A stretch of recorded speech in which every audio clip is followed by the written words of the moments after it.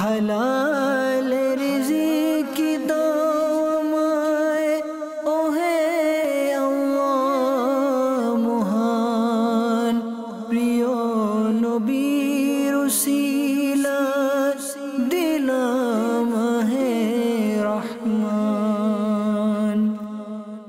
আলহামদুলিল্লাহি রব্বিল আলামিন ওয়াসসালাতু ওয়াসসালামু আলা সাইয়্যিদিল মুরসালিন আম্মা বা'দ ফাউযু বিল্লাহি মিনাশ শাইতানির রাজিম বিসমিল্লাহির রহমানির রহিম। প্রিয় ইসলামী ভাইয়েরা এবং মাদানী চ্যানেলের দর্শক শ্রোতা, আসুন আমরা মহব্বতের সাথে দরুদ শরীফ পাঠ করি। আসসালাতু ওয়াসসালামু আলাইকা ইয়া রাসূলুল্লাহ ওয়া আলা আলিকা ওয়া আসহাবিকা ইয়া হাবিবাল্লাহ। আসসালাতু ওয়াসসালামু আলাইকা ইয়া নবিয়াল্লাহ ওয়া আলা আলিকা ওয়া আসহাবিকা ইয়া নূরাল্লাহ। প্রিয় ইসলামী ভাইয়েরা এবং মাদানী চ্যানেলের দর্শক শ্রোতা, মাদানী চ্যানেল বাংলা এর একটি বিশেষ অনুষ্ঠান আমাদের মাদানী চ্যানেল বাংলার মধ্যে আমরা দেখেই আসছি। আলহামদুলিল্লাহ এইবার এই শ্রমজীবীদের জীবন অনুষ্ঠানের মধ্যে আমরা একটু আলাদাভাবে আপনাদের সামনে তুলে ধরার চেষ্টা করছি। আলহামদুলিল্লাহ আমরা প্রাকৃতিক পরিবেশের মধ্যে এসে আমাদের এই শ্রমজীবীদের জীবন অনুষ্ঠান আপনাদের সামনে বিভিন্ন শ্রমজীবী মানুষের তাদের পরিশ্রমগুলো তুলে ধরার চেষ্টার মধ্যে লিপ্ত রয়েছি। আসুন মাদানী চ্যানেল দর্শক শ্রোতা, প্রথমেই আমরা দরুদ শরীফ পাঠ করার কেমন ফজিলত ও বরকত রয়েছে সেরকম একটি হাদিস শরীফ শ্রবণ করে আজকের অনুষ্ঠানে আমরা অগ্রযাত্রা করব ইনশাআল্লাহ। প্রিয় ইসলামী ভাইয়েরা এবং মাদানী চ্যানেলের দর্শক শ্রোতা, দরুদ শরীফ পাঠ করার অসংখ্য ফজিলত ও বরকত বিভিন্ন হাদিস শরীফ সম্বলিত আমির আহলে সুন্নাত দামাত বারাকাতুহুল আলিয়া তিনি বিভিন্ন রিসালার মধ্যে নকল করেছেন। সেরকম একটি দরুদ শরীফ সম্বলিত এর ফজিলত সম্পর্কিত রিসালা জিয়ায়ে দরুদ সালামের মধ্যে আমির আহলে সুন্নাত দাওয়াত ইসলামের প্রতিষ্ঠাতা হযরত আল্লামা মাওলানা আবু বিলাল মোহাম্মদ ইলিয়াস আত্তার কাদেরী রজবি জিয়াই দামাত বারাকাতুহুল আলিয়া তিনি একটি দরুদ শরীফের ফজিলত এই রিসালার মধ্যে নকল করেন যে প্রিয় নবী রাসূল আরবি সাল্লাল্লাহু তাআলা আলাইহি ওয়া আলিহি ওয়াসাল্লাম ইরশাদ করেছেন, যে ব্যক্তি সারা দিনে মাত্র 50 বার দরুদ শরীফ পাঠ করে কাল কিয়ামতের দিন আমার নবী আমাদের প্রিয় নবী সাল্লাল্লাহু তাআলা আলাইহি ওয়া আলিহি ওয়াসাল্লাম এর সাথে ওই 50 বার দরুদ শরীফ পাঠকারী ব্যক্তির মুসাফাহা করার সৌভাগ্য নসিব হবে।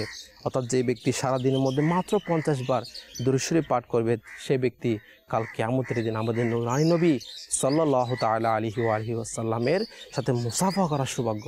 সল্লু আলাল হাবিব সাল্লাল্লাহু তাআলা আলা মুহাম্মদ সাল্লাল্লাহু তাআলা আলাইহি ওয়া আলিহি ওয়াসাল্লাম। প্রিয় ইসলামী ভাইয়েরা এবং মাদানী চ্যানেলের দর্শক শ্রোতা, আলহামদুলিল্লাহ শ্রমজীবীদের জীবন অনুষ্ঠানের মধ্যে আমরা বিভিন্ন শ্রমজীবী মানুষের পরিশ্রম আপনাদের সামনে তুলে ধরার চেষ্টার মধ্যে লিপ্ত থাকি। আসলে পরিশ্রম যারা করে তারা নিজের জীবনও সুখী হয় এবং তাদের আখিরাতও সুখী হয়।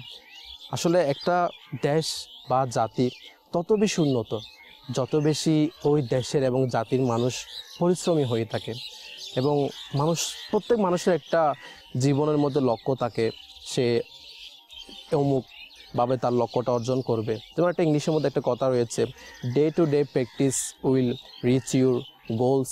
অর্থাৎ যেমন আমাদের নিজের যে একটা লক্ষ্য থাকে যে আমি অমুকভাবে আমার জীবন লক্ষ্যের মধ্যে পৌঁছাবো, তো প্রতিদিনের পরিশ্রমটা তার লক্ষ্য পৌঁছাতে সাহায্য করে থাকে এবং পরিশ্রম করতে গেলে মানুষের কষ্ট অবশ্যই হয়ে থাকে। যেরকম সাধারণত একটি পাথরকে যদি আমরা একটা আকার ধারণ করতে চাই, ওই পাথরে কিন্তু অনেক আঘাতের ফলে ওই আকারটা আমরা পেয়ে থাকি। যেমন কোনো একটা শেপ পাওয়ার জন্য, কোনো একটা আকার পাওয়ার জন্য ওই পাথর আমাদের অনেক আঘাত করতে হয়।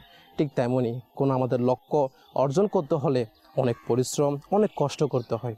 তো এই উদ্দেশ্যেই আমাদের নিজেদের অন্তরের মধ্যে যেন পরিশ্রম করার উৎসাহ সৃষ্টি হয় এবং পরিশ্রম করার আমাদের যেন উদ্দীপনা সৃষ্টি হয়, সেই আশা নিয়ে, সেই প্রেরণা নিয়ে আমাদের এই অনুষ্ঠান। আর আজকের অনুষ্ঠানে আমরা যারা বিভিন্ন শাকসবজি ফলমূল চাষ করে থাকে তাদের পরিশ্রম নিয়ে ইনশাআল্লাহ আমরা আলোচনা করার চেষ্টা করব। তো আলহামদুলিল্লাহ আমাদের এই অনুষ্ঠানের মধ্যে আরেকটি খুশুসিয়ত হচ্ছে যে আমরা চেষ্টা করে থাকি আমাদের এই অনুষ্ঠানের মধ্যে বিভিন্ন মেহমান মুমাল্লিকে দাওয়াত ইসলামীগণদের আমন্ত্রণ জানিয়ে তাদের থেকে মাদানী ফুল শ্রবণ করার জন্য। আলহামদুলিল্লাহ সেই সুবাদে আজকের অনুষ্ঠানে আমরা আমন্ত্রণ জানিয়েছি আমাদের মিরাজ ভাইকে। তো মাশাআল্লাহ মিরাজ ভাই, আপনাকে মুবারকবাদ আমাদের আজকের এই অনুষ্ঠানের মধ্যে। তো মাদানী চ্যানেলের দর্শক শ্রোতা, আসুন আমরা আজকের এই অনুষ্ঠান সম্পর্কিত যে আমরা যে বিষয়টা নিয়েছি, বিভিন্ন শাকসবজি যারা চাষ করে থাকে, শাকসবজি যারা বিক্রি করে থাকে, তাদের পরিশ্রম সম্পর্কিত নিয়ে আজকে আমরা আলোচনা করব। তো আসুন এই সম্পর্কিত প্রথমত আমরা সংক্ষিপ্ত মতামত আমাদের মিরাজ ভাই থেকে গ্রহণ করে নিই। যে মিরাজ ভাই, মাশাআল্লাহ, আজকে আমরা এই বিষয়টা নিয়েছি যে শাকসবজি এবং যারা চাষ করে থাকে এবং যারা বিক্রি করে থাকে তাদের পরিশ্রম নিয়ে ইনশাআল্লাহ আমরা আজকে আলোচনা করব। তো এই ব্যাপারে আজকে আপনি আমাদেরকে কী মতামত দিবেন? আলহামদুলিল্লাহ কাউসার ভাই, আপনাকে প্রথমে ধন্যবাদ। আলহামদুলিল্লাহ আজ্জাওয়াজাল, এটি অনেক বড় একটি দিক আমাদের জীবনের জন্য। আলহামদুলিল্লাহ যে মুসলমান ভাইয়েরা চাষাবাদ করে খাচ্ছে বা চাষাবাদ করে অপরদের জন্য এটি ব্যবস্থা করে দিচ্ছে, তো এই ব্যাপারে বলা আমার জন্য আলহামদুলিল্লাহ এটা অনেক বিশাল ব্যাপার। তো আজ যে বিষয়টি আপনি নিয়েছেন, শাকসবজি বিক্রেতা, এটা অনেক গুরুত্বপূর্ণ একটি বিষয়। যেহেতু আমরা পুষ্টিকর খাবার এখান থেকে পেয়ে থাকি, এটা শরীরের জন্য বলুন, দেশের জন্য বলুন, পরিবেশের জন্য বলুন, একটি অগ্রণী ভূমিকা রাখে।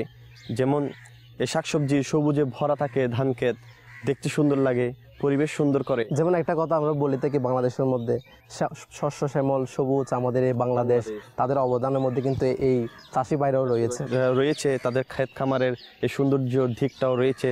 আর সারিবদ্ধ করে যে তারা এই সারিবদ্ধ করে জিনিসগুলো ক্ষেত খামার করে থাকে, দেখতে অপরূপ সৌন্দর্য, এমনকি একটি সুন্দর সিনারি তৈরি করে দেয়। তো আলহামদুলিল্লাহ এটার দ্বারা আবার মুসলমানরা কিছু হালাল রিজিক উপার্জনের ব্যস্ত থাকে, তারা এটাকে পুঁজি করে হালাল রিজিক উপার্জন করে পরিবার চালিয়ে থাকে।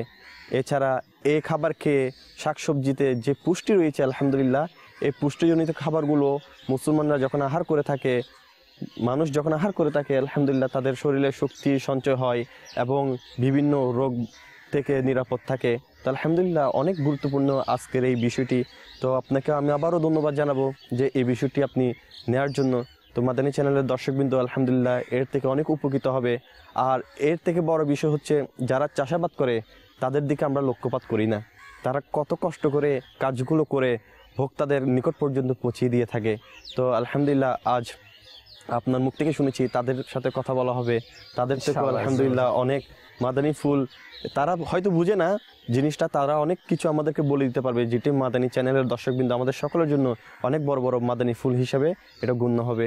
তো ইনশাআল্লাহ আজ্জাওয়াজাল, আমিও কথা না বাড়িয়ে আপনার প্রোগ্রামটি, আমারও আলহামদুলিল্লাহ আনন্দ লাগছে যে এরকম একটি প্রোগ্রাম আমি অনুষ্ঠানে অংশগ্রহণ করেছি। তো ইনশাআল্লাহ আজ্জাওয়াজাল মুসলমান ভাইদের সাথে, চাষি ভাইদের সাথে কথা বলবো, আপনার সাথে একসাথে থাকবো ইনশাআল্লাহ। মাশাআল্লাহ মাশাআল্লাহ। মাদানী চ্যানেলের দর্শক শ্রোতা, আমাদের মিরাজ ভাই থেকে সংক্ষিপ্ত আমরা আজকে অনুষ্ঠানের গুরুত্ব সম্পর্কিত শ্রবণ করলাম। ইনশাআল্লাহ পর্যায়ক্রমে আমাদের মিরাজ ভাই থেকে আরও ইনশাআল্লাহ মাদানী ফুল আমরা শ্রবণ করব। আসুন মাদানী চ্যানেলের দর্শক শ্রোতা, আমরা প্রথমত এই আজকে যে বিষয়টা নিয়েছি, এই বিষয়ের মধ্যে আমাদের হয়তো আপনারা দেখতে পাচ্ছেন অনেক ধরনের ক্ষেত খামার আমাদের পিছনে রয়েছে। এইরকম বিভিন্ন শাকসবজির মধ্যে একটি সবজি হচ্ছে আপনার, যেটি আমরা ক্যাবেজ বলি, যেটিকে আমরা বাঁধাকপি বলা হয়ে থাকে। তো আজকের অনুষ্ঠানের মধ্যে আমরা বিভিন্ন বাঁধাকপি এবং হয়তো আপনারা দেখতেও পাচ্ছেন আমাদের পিছনে টমেটো ছাড়াও রয়েছে, টমেটোর চাষ আমাদের চাষি ভাইরা করছেন। তো এই বিষয়ে আমরা চেষ্টা করব তাদের কীভাবে চাষগুলো করে থাকে, তারা কত পরিশ্রম হয়ে থাকে, যে এত পরিশ্রম করে আমাদের কাছে এত উপকারিতামূলক শাকসবজি আমাদের কাছে প্রেরণ করে থাকে, আমরা খেয়ে এর থেকে এত উপকারিতা লাভ করি। ইনশাআল্লাহ আমরা পর্যায়ক্রমে এগুলা দেখব এবং তাদের মতামত, এই চাষি ভাইদের মতামত আমরা আপনাদের সামনে তুলে ধরার চেষ্টা করব। এই যে ক্যাবেজ, যেটা আমরা বাঁধাকপি অথবা পাতাকপি বলি, তো বিভিন্ন সায়েন্টিস্টের তাদের বিশ্লেষণ অনুযায়ী এই বাঁধাকপির মধ্যে বিভিন্ন ভিটামিন বি রয়েছে, ভিটামিন সি রয়েছে, যেগুলো আমাদের শরীরের জন্য অনেক উপকারী। এবং এই ভিটামিনগুলোর দ্বারা আমাদের শরীর কত লাভবান হয় ইনশাআল্লাহ আমরা পর্যায়ক্রমে শ্রবণ করব। তো এই বাঁধাকপি এর কারণে আমাদের শরীরে তো একটা অনেক উপকারিতা হয়ে থাকে। তো মাদানী চ্যানেলের দর্শক শ্রোতা, এই বাঁধাকপিগুলা তারা আমাদের চাষি ভাইয়েরা কীভাবে করে আমাদের কাছে পৌঁছিয়ে থাকে, আসুন আমরা প্রথমত তাদের থেকে মতামতটা নিয়ে নিই, এরপরে ইনশাআল্লাহ পর্যায়ক্রমে আমরা আরও বিশ্লেষণভাবে ইনশাআল্লাহ শ্রবণ করব। প্রিয় ইসলামী ভাইয়েরা এবং মাদানী চ্যানেলের দর্শক শ্রোতা, আপনারা দেখতেই পাচ্ছেন আমাদের এখানে ফুলকপির বাগানও রয়েছে। তো আমরা চাষি ভাইদের সাথে একটু কথা বলবো। মাশাআল্লাহ আপনারা দেখতে পাচ্ছেন আমাদের এক চাষি ভাই, তিনি তার কাজই করছেন। আসসালামু আলাইকুম রহমতুল্লাহি ওয়া বারাকাতুহু।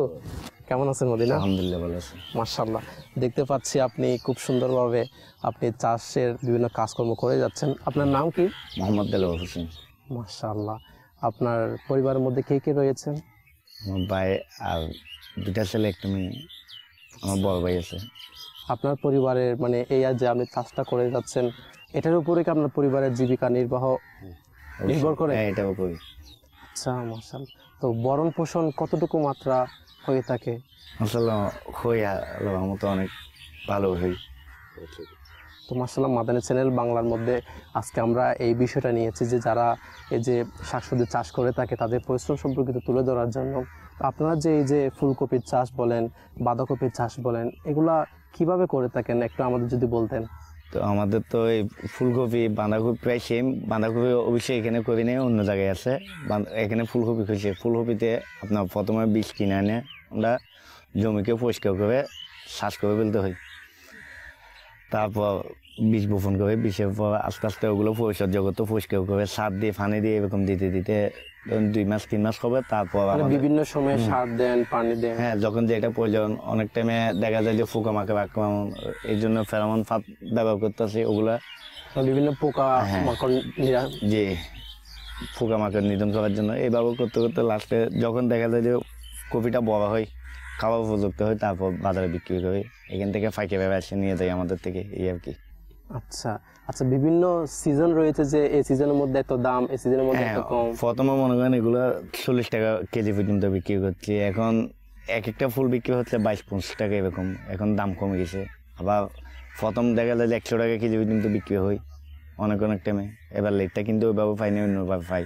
আচ্ছা, অনেক সময় দেখা যায় যে বাজারের মধ্যে এই যে আপনারা এত কষ্ট করে চাষ করেন, এগুলোর রেটটা অনেক সময় হঠাৎ কমে যায়। কমে যায় তখন একেবারে। আপনারা কি করেন? লোকসান হয়, লস হয় আর কি আমাদের, এই আর কি। তখন আল্লাহ তাআলার দরবারে শুকরিয়া আদায় করা হচ্ছে। আল্লাহ তাআলা যেটাই করে ভালোর জন্য করে থাকে। আচ্ছা, অনেক সময় এটাও দেখা যায় যে বিভিন্ন আমাদের যখন বর্ষাকাল আসে তখন বন্যা হয়ে থাকে। এই বন্যার কারণে বিভিন্ন হয়তো বা ক্ষয়ক্ষতির পরিমাণ কিরকম হয়ে থাকে আপনাদের? অনেক ক্ষয়ক্ষতি হয় অনেক টাইমে। আবার অনেক টাইমে বিশেষ করে বর্ষাকালে তো এই সমস্ত সবজি করি না, এগুলো হয়ে থাকে না। তখন দান করে। আর এমনি অন্যান্য সবজি করি, তো সবজি কিছু মার যায়, লস হয়। লস হলে আর কিছু করার থাকে না। বাকিগুলো তো আল্লাহর রহমতে যেটাই হয় আবার পরবর্তীতে নতুন করে আবার লাগাই, আর কি। আচ্ছা আচ্ছা, মাশাআল্লাহ, শুকরিয়া। আপনাদের এই পরিশ্রম সম্পর্কিত একটু আমাদের জানার সৌভাগ্য হলো, এবং আমাদের আপনাদের এই যে শাকসবজি আমরা খেয়ে থাকি, এদের দ্বারা আমাদের শরীরে অনেক উপকার হয়ে থাকে। মাদানী চ্যানেলের দর্শক শ্রোতা, আমরা শ্রবণ করতে পারলাম যে আমাদের চাষি ভাই তারা কিভাবে এই ফলগুলা ফলিয়ে থাকে। তারা এই চাষ যে আমরা দেখতে পারলাম যে এগুলা ফুলকপির চাষ হয়ে থাকে, তার প্রথমত বীজ বাজার থেকে এনে তারপর বিভিন্ন এগুলার চাষটা করে থাকে। আসলে কথায় বলতে গেলে মাদানী চ্যানেলের দর্শক শ্রোতা, অনেক কষ্টের বিনিময়ে, অনেক পরিশ্রমের বিনিময়ে আমরা আমাদের ঘরের মধ্যে আমাদের খাবারের তালিকায় বিভিন্ন ফুলকপি, বাঁধাকপি, শাকসবজি এসে থাকে। এগুলো আসলে শুকরিয়া করা উচিত।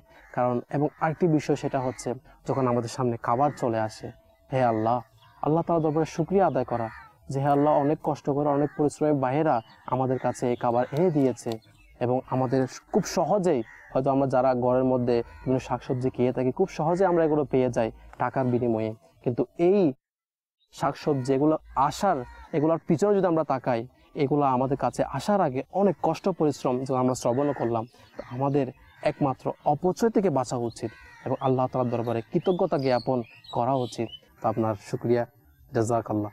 সাল্লু আলাল হাবিব সাল্লাল্লাহু তাআলা আলা মুহাম্মদ সাল্লাল্লাহু তাআলা আলাইহি ওয়া আলিহি ওয়াসাল্লাম।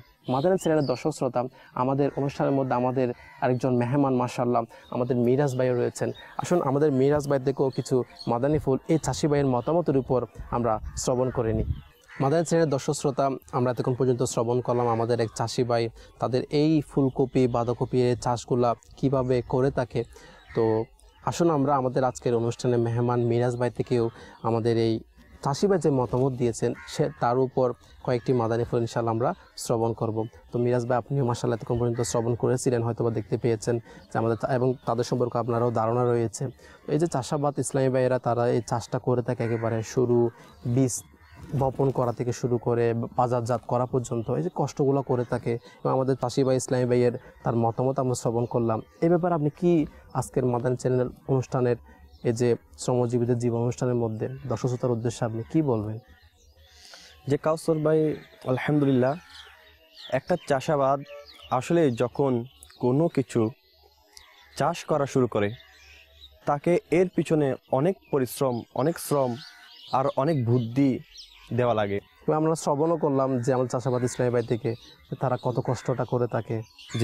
যে তারা প্রথম বীজ সংগ্রহ করে, এরপর আনে, এরপর তারা এগুলো যেখানে রোপণ করবে সেই জমিনটাকে উপযুক্ত করে নেয়। এরপর তারা কিছুজন মিলে চাষাবাদের উপযুক্ত হলে বীজগুলো রোপণ করে। এরপরে এগুলো আস্তে আস্তে বড় হতে থাকে, আর এর ফলে এগুলো যখন খাবারের উপযোগী হয় তা বিক্রি করার জন্য তারা উঠানো শুরু করে। আসলে অনেক কষ্ট যে তুলে নিয়ে এরপর যখন বিক্রির উপক্রম হয় বিক্রি করতে নিয়ে যায়। কিন্তু এর মাঝে একটি দুঃখজনক কথা হলো, এত শ্রম দেওয়ার পর হঠাৎ করে কোনো কারণে তার এই কৃষিকাজে লোকসান এসে গেলে তারা খুব কষ্টের মধ্যে পড়ে যায়। মানে দেখা যায় আপনার হয়তো বা বাজারের রেটটা কমে যায়, দেখা যায় তাদের যে একটা আশা ছিল যে আমরা এই রেটের মধ্যে বিক্রি করব, এই রেটে বিক্রি করলে আমাদের লাভ হবে, কিন্তু দেখা যায় এই পর্যাপ্ত পরিমাণ লাভটা তাদের হয় না, বরঞ্চ লোকসানও হয়ে থাকে। তাদের এখানে যে যতগুলো মজুরি এবং মূলধন তারা ব্যয় করে, দেখা যায় তারা সেই মূলধন পর্যন্ত তুলতে পারে না, তাদের কষ্টে ভরে যায়। অনেক সময় খরা, বন্যা এসবের কারণেও তারা বিভিন্ন ধরনের চাষি ভাইয়েরা তারা লোকসানের মধ্যে হয়তো পড়ে থাকে। তো এক্ষেত্রে আসলে অনেক চাষাবাদ রয়েছে মাজাল্লাহ, তারা না বুঝে, মানে অনেক ধরনের চাষি ভাই রয়েছে, অনেক তো মাশাআল্লাহ রয়েছে যারা বিভিন্ন লোকসানের মধ্যেও আল্লাহ তাআলার দরবারে শুকরিয়া আদায় করে থাকে, আবার অনেক ধৈর্য ধারণ করে। আর অনেকে আছে মাজাল্লাহ আল্লাহ মাফ করুক, ধৈর্য ধারণ করতে না পেরে কুফরি বাক্য বের করে ফেলে। তো তাদেরকেও ধৈর্য ধরা দরকার। আসলে আমরা বুজুর্গানে দিনদের যদি ওয়াকিয়া পড়ে থাকি তাহলে বুঝতে পারি, হযরতে খুতবা বিন গোলাম রহমতুল্লাহি তাআলা আলাইহি তিনিও চাষাবাদ করে জীবনযাপন করতেন, নিজের হাতে গম পেষতেন। আল্লাহ আল্লাহ। এখানে কিন্তু অনেক পরিশ্রম দিতে হয়। একটি ময়দানে, মাঠে চাষাবাদের কাজ করতে হলে চাষিদেরকে অনেক পরিশ্রম দিতে হয়। খুতবা বিন গোলাম রহমতুল্লাহি তাআলা আলাইহিও এভাবে শ্রম দিয়ে থাকতেন, যেহেতু চাষাবাদের কাজ করে জীবনযাপন করতেন। তো তিনি রহমতুল্লাহি তাআলা আলাইহি সারা সপ্তাহের মধ্যে একবার আহার করতেন, আর সপ্তাহে 6 দিনই উপবাস থাকে আল্লাহ তাআলাকে রাজি খুশি করার চেষ্টা করতেন। দেখুন তাদের কেমন ধৈর্য, আর কেমন সাধনা, আর কেমন চিন্তাধারা। কখনো আল্লাহ তাআলার প্রতি মাযাল্লাহ কোনো দোষারোপ তারা তোলেননি। তো বর্তমান যুগে আলহামদুলিল্লাহ এখনও চাষাবাদ জারি আছে। এটা আদম আলা নবীনা আলাইহিস সালাতু সালাম থেকে শুরু। আলহামদুলিল্লাহ এরকম চাষাবাদের খেদমত করার, আলহামদুলিল্লাহ আজ্জাল্লাহ কাজ করার, এগুলা সাহাবা কেরাম আলাইহিম রিদওয়ানরাও রয়েছে। আল্লাহর ওয়ালিদের মধ্যে অনেক অনেক আল্লাহর ওয়ালিও রয়েছে যারা বিভিন্ন চাষাবাদ করে জীবনযাপন করেছেন। তো তারা ধৈর্য দান করেছেন। আম্বিয়া কেরাম আলাইহিস সালাম উম্মতদেরকে শিক্ষা দিয়েছেন চাষাবাদের, মূলত ওখান থেকেই চাষাবাদ শুরু। মানে তাদের জীবনের চাষাবাদগুলো যদি আমরা দেখি, তাদের থেকে আমরা শিক্ষা নেওয়া দরকার। যেমন আপনি একজন আল্লাহর ওলি ঘটনা বললেন, তার দিনের মধ্যে তিনি কি করতেন? চাষাবাদের কাজ করতেন, গম পেষতেন, আল্লাহ তাআলার দরবারে শুকরিয়া আদায় করা, আল্লাহ তাআলার ইবাদত করা। এ থেকে কিন্তু আমাদের ওই সকল চাষাবাদ ইসলামী ভাইদের শিক্ষা নেওয়া উচিত যে যখন আমাদের মুসিবত চলে আসে অথবা আপনার লোকসান হয়ে থাকে, লস হয়ে থাকে, তখন আল্লাহ তাআলার দরবারে কৃতজ্ঞতা জ্ঞাপন করা উচিত। মাদানী চ্যানেলের মাধ্যমে আজকে আলহামদুলিল্লাহ আশা রাখি সমগ্র বিশ্বের মধ্যে এই ভিডিওটি দেখছেন, এই প্রোগ্রামটি দেখছেন, তো চাষাবাদরাও যদি দেখে আলহামদুলিল্লাহ আমার মনে হয় তারাও উপকৃত হবে যে কোনো কিছু কাজ করার আগে তাকে সেই কাজের ইলমে দিন হাসিল করা ফরজ রয়েছে। প্রত্যেকটি কাজ শুরু করার পূর্বে ওই ব্যক্তির জন্য ওই সম্পর্কিত জ্ঞান অর্জন করা অবশ্যই ফরজ। অন্যথায় সে কাজ তো করে যাবে, কিন্তু তার এ কাজের সওয়াব সে পাবে না। এই কাজ করে কোথায় আল্লাহ তাআলার শুকরিয়া আদায় করতে হবে আর কোথায় আল্লাহ তাআলার নাফরমানি থেকে বাঁচতে হবে সেগুলো জানতে হবে। তো প্রত্যেকটি কাজ অনেক মূল্যবান, চাষাবাদের কাজও অনেক মূল্যবান। এই কাজ করতে গিয়ে আমার ঈমান হরণ হচ্ছে কিনা সেদিকেও লক্ষ্য রাখতে হবে। তো আমাদেরকে চিন্তা করতে হবে চাষাবাদ আজকে আমরা হয়তো দিনের দাওয়াত দেওয়া থেকে দূরে বা তারা দূরে থাকার কারণে অনেক কিছু তারা অজ্ঞাত, জ্ঞানহীন, মানে এক কথায় বলতে গেলে মিরাজ ভাই, যখন আমরা যে কোনো ক্ষেত্রে যে কোনো পরিশ্রম করতে গেলে হোক না কেন, যে কোনো চাষাবাদ করতে গেলে হোক না কেন, আপনি যে কথাটা বললেন যে আমাদের ঈমান হরণের ব্যাপারে, এটা তখনই হয়ে থাকে যেমন কেউ সে চাষ করছে, আপনি যে কিছুক্ষণ আগে বললেন তার লোকসান হলো, এখন সে আল্লাহ তাআলার নাশুকরিয়া এবং অনেক সময় কুফরি বাক্য বলে ফেলে থাকে যে আমার না হলো এরকম ধ্বংস, অমুক পাশের জমিতে তো অমুক মানুষ চাষ করছে, তা তো অনেক লাভ হয়েছে, আমার তো লস হচ্ছে। আল্লাহ তাআলা নিজে চলে যাচ্ছে। দেখা যায় যে সে অন্যের উপর আল্লাহ তাআলা অন্য তার উপর অনেক দয়া করেছে, কিন্তু আমার উপর দয়া করছে না কেন, আমার থেকে লাভ করা আল্লাহ তাআলা দয়া এটা সুযোগ দিচ্ছে না কেন, এরকম আল্লাহ তাআলার ব্যাপারে আপত্তিমূলক কথাও বলে ফেলে মিরাজ ভাই। তবে আল্লাহ তাআলার হিকমতের ব্যাপারে তাদের জানা নেই বলে আজ এভাবে বলে থাকে। হতে পারে তার এদিকে লোকসান দিয়ে পরিবারের দিকে কোনো দিকে উপকার করছে, তো যাই হোক সে সেই জিনিসটি বুঝে আসছে না। তো আসলে আমাদের মাদানী চ্যানেলের কাজ হলো মানুষকে দিনের দাওয়াত দেওয়া, এসব অনুষ্ঠানের মাধ্যমেও মানুষকে দিনের দাওয়াত দেওয়া। দাওয়াত সর্বক্ষেত্রে সর্বাবস্থায় কি হয়ে থাকে, দিয়ে যাওয়া যায়। তো সেই জন্য আমাদেরকে সর্বস্তরে দিনের কাজ করতে হবে, মানুষকে জানাতে হবে যে আপনি যে কাজ করছেন সে কাজের ব্যাপারে আপনার কোনো জ্ঞান আছে কিনা, না থাকলে অবশ্যই তাদেরকে ওই জ্ঞানিত করতে হবে। তো এভাবে আমাদেরকে শিক্ষা অর্জন করতে হবে যে আলহামদুলিল্লাহ আল্লাহ তাআলা আমাদেরকে প্রত্যেকটা চাষাবাদ করার জন্য উপযুক্ত জমিন দিয়েছেন, চাষাবাদ আমরা করতে পারছি, আমরা এগুলা সংগ্রহ করে জীবিকা নির্বাহ করছি, হালাল রিজিক উপার্জন করছি। তো সেই ক্ষেত্রে সকলের এই ধ্যান ধারণা থাকা অবশ্যই। আর সবসময় একটা জিনিস খেয়াল রাখতে হবে যে আমি এটা শুরু থেকে শেষ পর্যন্ত যে কাজগুলো করছি, এই কাজগুলা আল্লাহ তাআলা যদি আমাকে তৌফিক না দিত আমি করতে পারতাম না। এটা কিন্তু খুব সুন্দর একটা বিষয়, আল্লাহ তাআলা দয়া করেছে বিদায় আল্লাহ তাআলা আমাকে এতটুকু চাষ করার ক্ষমতা দিয়েছে বিদায় আমি এতটুকু পর্যন্ত আজকে আসতে পেরেছি। জি। তো সেই ক্ষেত্রে আমাদেরকে বিভিন্ন দিকে দেখতে হবে যাতে আমরা নিজের এই কাজ করতে গিয়ে অন্যের যেন ক্ষতি না হয়।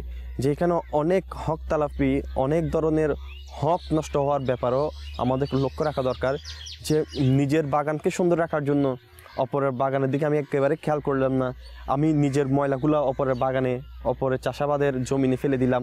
তো এরকম যদি হয় দেখা যাবে আমি আমারটা সুন্দর রাখার জন্য অপরেরটা নষ্ট করে দিচ্ছি। এই জায়গার মধ্যে মিরাজ ভাই একটা জিনিস, সেটা হচ্ছে আপনি যে বললেন আমরা এই যে নিজের জমি ছেড়ে অন্য জমির মধ্যে হয়তো বা বিভিন্ন ময়লার দিক দিয়ে, বিভিন্ন হক আদায়ের দিক দিয়ে আমরা খেয়াল করি না। এই যে আমরা কিছুক্ষণ আগে একটা বিষয় নিয়েছিলাম যে লাভ লোকসানের ব্যাপারে।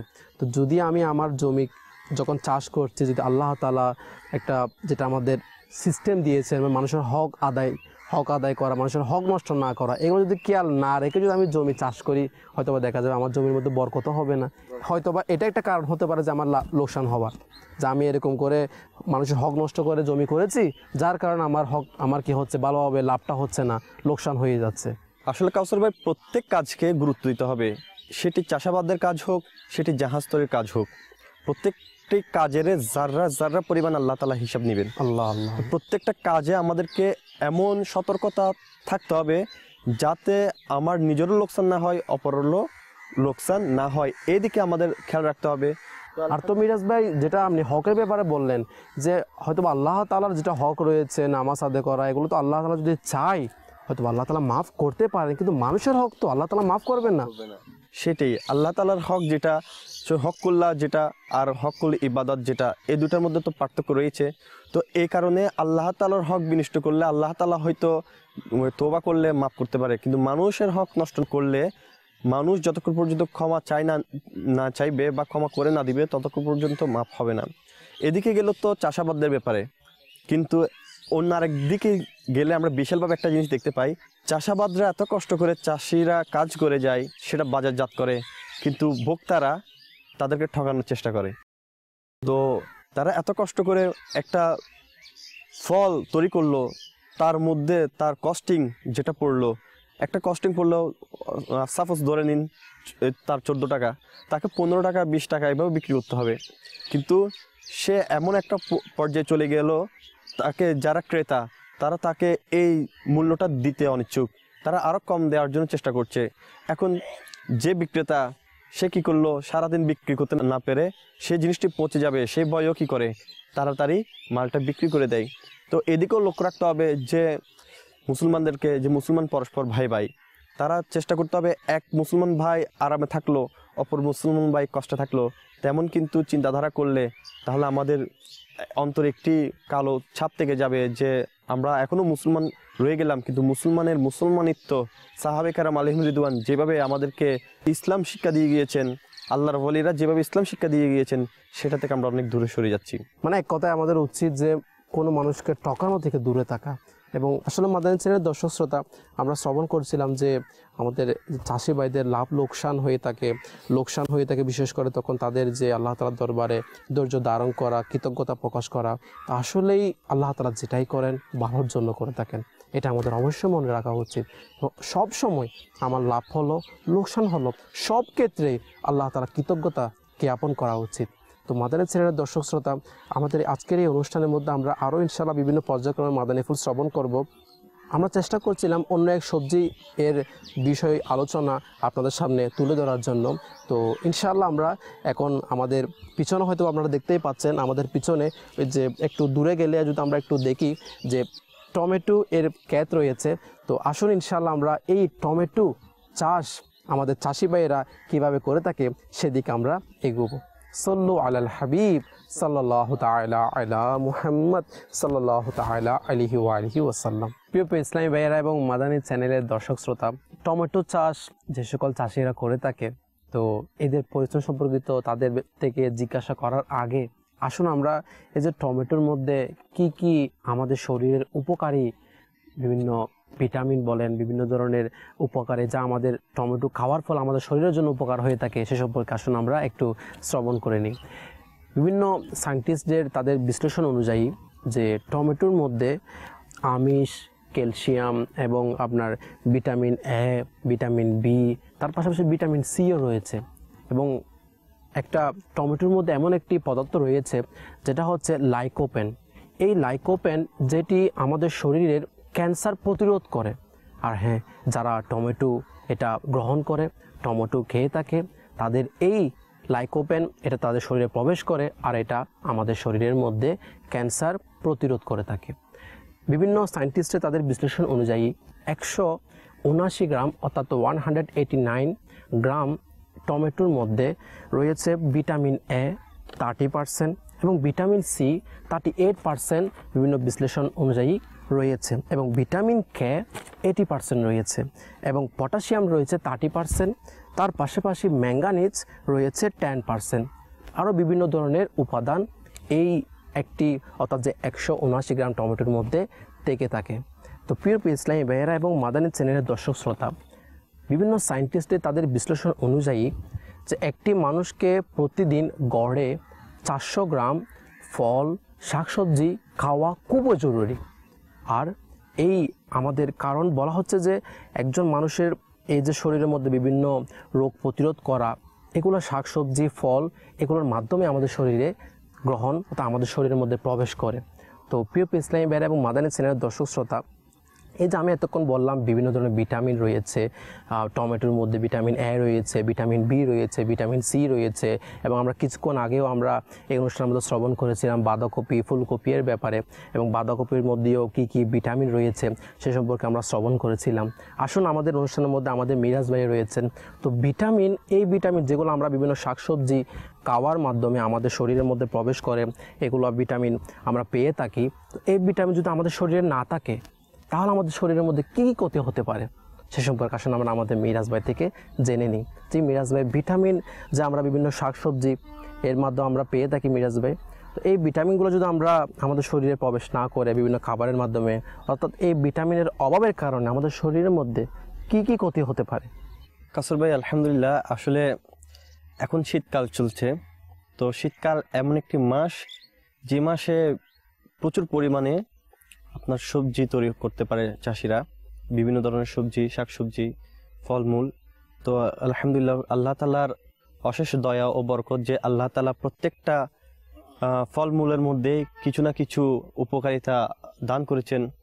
আর এগুলো খেয়ে মানব দেহে অনেক ধরনের দুর্বলতা দূর হয়ে যায়। এর ফলে পুষ্টিহীনতা আমাদের যা আছে তা দূর হয়ে যায়।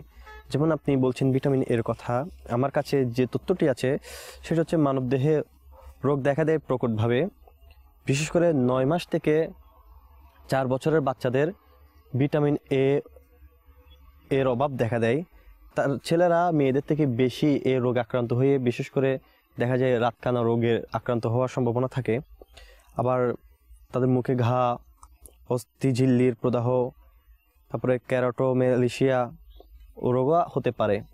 তো বাংলাদেশে শতকরা 2.7% গর্ভবতী মহিলা ও 2.4% দুগ্ধদানকারী মহিলাদের রাতকানা রোগ হয়ে থাকে। উদ্ভিজ্জ উৎস হাতে প্রাপ্ত ক্যারোটিনয়েডস থেকে প্রাপ্ত প্রাক ভিটামিন এ থেকে রেটিনল পেতে হলে এইসব শাকসবজি ও তেল ব্যবহার করতে হবে। যেমন আমরা আজকে বিভিন্ন সবজির কথা বলছি, তার মধ্যে রয়েছে ভিটামিন এ, যার মধ্যে বেশিরভাগ প্রবাহমান, তার মধ্যে কাঁচা সবুজ পাতা যে আমাদের আশেপাশে আমরা দেখতে পাচ্ছি। তারপর এরপরে রয়েছে আপনার কাঁচা হলুদ অথবা কমলা রঙের সবজি, টাটকা সবজির রস, অল্প রান্না করা হলুদ, কমলা বা সবুজ রঙের সবজি অথবা সবজির রস, হলুদ অথবা কমলা রঙের কন্দ, হলুদ অথবা সবুজ রঙের ফল, লাল পাম তেল, কৃত্রিমভাবে প্রস্তুত ক্যারোটিয়েন্ট। তো এসব জিনিস আসলে আমাদের পুষ্টিহীনতাকে দূর করে, ভিটামিন এ। তো এইসব জিনিসে দেখা যায় সামান্য অপুষ্টি থেকে গেলে বাচ্চাদের আমরা শুনেছি যে রাতকানা রোগ হয়ে থাকে, মুখে ঘা হয়ে থাকে, বিভিন্ন রোগে আক্রান্ত হয়ে যায়। তো আমাদেরকে সতর্কতা অবলম্বন করতে হবে। দেখুন আল্লাহ তাআলার নিয়ামত, এই শাকসবজিগুলো আমরা অল্প দামে পাচ্ছি, ব্যয়বহুল দামও নয়। তো আমাদেরকে উচিত মানে একটা জিনিস দেখা যায় যে কম দামে বেশি পুষ্টিকর খাবার আল্লাহ তাআলা এখানে নিয়ামতগুলো দান করে দিয়েছেন। এর অভাবে বি আর ভিটামিন বি এর অভাব, এর মধ্যে হাত পা অথবা দেহের অন্য কোনো জায়গায় অসাড়তা, এই ধরনের সংকেত ভিটামিন বি এর অভাবে নির্দেশ করে। ভিটামিন বি6 এবং ভিটামিন 12 এটি পেরিফেরাল স্নায়ুর সমস্যা নির্দেশ করে বা ত্বকে এসে শেষ হয়। মানে এটার অভাব ফলে এই ধরনের সমস্যাগুলো দেখা যায়। এছাড়া উদ্বেগ, আমরা অনেক সময় বিষণ্ণতা বোধ করি, উদ্বেগ বোধ করি, অ্যানিমিয়া, অবসন্নতা, এরপর হরমোনজনিত, অনেকের হাতে ঘামায়, অনেকের হরমোনের অভাবে চুল উঠে যায়, অনেকের হরমোনের অভাবে এই স্বাস্থ্য দিন দিন রুক্ষ হয়ে যায়, মাত্রাটা বেড়ে যায়, রোগা হয়ে যায়। তো এগুলো আসলে ভিটামিন বি6 বি12 এর কারণে এরকম রোগগুলো আমাদের দেখা দেয়। তো এইসব থেকে রক্ষা পাওয়ার জন্য আমাদেরকে বেশি বেশি ভিটামিন বি জাতীয়, ভিটামিন এ জাতীয় এই খাবারগুলো খেতে হবে। আর এই খাবারগুলো ভিটামিন এ, বি বলেন, আরও অন্যান্য ভিটামিন যেগুলো পাওয়া যায়, এগুলো সব শাকসবজির মধ্যেই বিদ্যমান থাকে। তো আমাদেরকে সর্বদা চেষ্টা করতে হবে যে খাবারের মধ্যে সবুজ ফলমূল, শাকসবজি, সবুজ জাতীয় খাবার, টমেটো বলেন, ফুলকপি বলেন, বাঁধাকপি বলেন, শিম, এইসব জাতীয় খাবার আসলে আমাদের নিত্যদিনের সাথে ব্যয়বহুলও নয়। তো এগুলো আমাদের খাবারের সাথে রাখা উচিত। তো আমরা ব্যয়বহুল অনেক সময় রিচ ফুড খেয়ে থাকি, এগুলো দ্বারা কিন্তু আমাদের শরীরে উপকার থেকে অপকার বেশি হয়ে থাকে। তো আমরা যদি সবসময় আমাদের আলহামদুলিল্লাহ বাংলাদেশ মানে একটা জিনিস প্রতিনিয়ত এবং একটা সাপ্তাহিক আমাদের খাবারের লিস্টের মধ্যে অবশ্যই, রুটিনের মধ্যে অবশ্যই কিন্তু আমাদের শাকসবজি, টমেটোর মাত্রাটা কিন্তু খুব বেশি হওয়াই দরকার। জি, আর আমাদের ভিটামিন সির অভাবে অনেক রোগও হতে থাকে, যে আলহামদুলিল্লাহ আমরা এগুলা সব গাছ আমাদের এই ফল ফুলের মধ্যে পেয়ে থাকি। যেমন ভিটামিন সি, টক জাতীয় যতগুলো খাবার আছে, বিশেষ করে ফলমূল, এগুলোর মধ্যে কিন্তু ভিটামিন সি বিদ্যমান থাকে। তো আবার ভিটামিন সি এর কাজগুলো হচ্ছে, যেমন আমার কাছে তথ্য যেগুলো আছে, সর্দি বা ঠান্ডা নির্ণয় করে। এখন আমরা কিন্তু শীতকালে মানুষ বেশি সর্দি ঠান্ডা জনিত এই রোগের মধ্যে আক্রান্ত হয়ে যায়। তো এর মধ্যে থেকে প্রতিকার পাওয়ার জন্য আমাদেরকে বেশি করে ভিটামিন সি জাতীয় খাবার, যেমন আমার সামনে টমেটো গাছ রয়েছে, এটি নিত্যদিনের যদি আমি খাবারের সাথে রেখে দিই, আমলকি, এমন যদি জিনিস আমরা রেখে দিই, তো আমাদের আমরা খাওয়ার অভ্যস্ত করে নিই, তো ইনশাআল্লাহ আজ্জাল এই যে শীতকালে যে সর্দি, কাশি, ঠান্ডা, জ্বর এগুলো লেগে থাকে, এগুলো থেকে আমরা একটু নাজাত পেতে পারবো। এই যে আমাদের সামনে রয়েছে টমেটো, এর চাষের যে বিভিন্ন টমেটো গাছ, এই টমেটোর মধ্যে আপনি যে বললেন ভিটামিন সি প্রায় 38% রয়েছে। আমরা 189 গ্রামের মধ্যে 38% শুধুমাত্র কি ভিটামিন সি রয়েছে। আর স্বল্প দামেও পাওয়া যাচ্ছে জিনিসটা, এত ব্যয়বহুল না। তো এছাড়া এই ভিটামিন সি জাতীয় খাবার খেলে আমাদের ক্যান্সার, হার্ট অ্যাটাক, স্ট্রোকের কিন্তু ঝুঁকি দিন দিন আমাদের দেশে, বাংলাদেশে বলুন, বিশ্বে বলুন, স্ট্রোকের ঝুঁকিটা কিন্তু দিন দিন বাড়তেই চলেছে। এটা কেন? এটা আসলে আমরা এখন এই রিচ ফুড খেয়ে খেয়ে আমাদের শরীরের মধ্যে একটি ছত্রাক বা রোগ আমরা জন্ম করে ফেলছি, যেগুলোর কারণে আমাদের হার্টগুলো ব্লক হয়ে যাচ্ছে, যার কারণে স্ট্রোক হওয়ার সম্ভাবনা বেশি বেড়ে যায়, প্রবণতা বেশি থাকে। সেক্ষেত্রে আমাদেরকে ভিটামিন সি জাতীয় যে ফলমূল সেগুলো বারবার তালাশ করতে হবে আর খেতে হবে। আমরা আসলে এগুলোকে বেশি ইগনোর করে থাকি। রিচ ফুডের দিকে আমাদের নজওয়ানদের বেশি আকর্ষণ, এবং এটা আসলে আমরা ফেমাস বলুন, আমরা এটাকে স্টাইলিশ মনে করো আমরা কি করি, এসব জিনিস নিত্যদিনে আমরা সঙ্গী বানিয়ে ফেলি। মানে দেখা যায় যে যে খাবারের মধ্যে আমার শরীরের জন্য উপকারিতা বেশি রয়েছে, সেই খাবারটা মানে স্টাইলের নাম দিয়ে এটা ট্যাগ দিয়ে বিভিন্ন ধরনের আমরা অন্যান্য রিচ ফুড বলেন এগুলা বেশি আমরা খেয়ে থাকি। তারপরে অনেকে ত্বকের যত্ন নেন, তো আল্লাহ তাআলার দয়া দেখুন আমরা ত্বকের যত্ন নিই, সেটা ভালো কথা, কিন্তু এখানে আমি মাদানী চ্যানেলের মাধ্যমে সমগ্র বিশ্ববাসীকে জানিয়ে দিতে চাই যে আমরা যদি ত্বকের যত্ন নিতে চেষ্টা করি আর ত্বক নিয়ে যদি আমরা চিন্তা করি, তাহলে অবশ্যই আমরা তাহাজ্জুদ নামাজ যেন না ছাড়ি।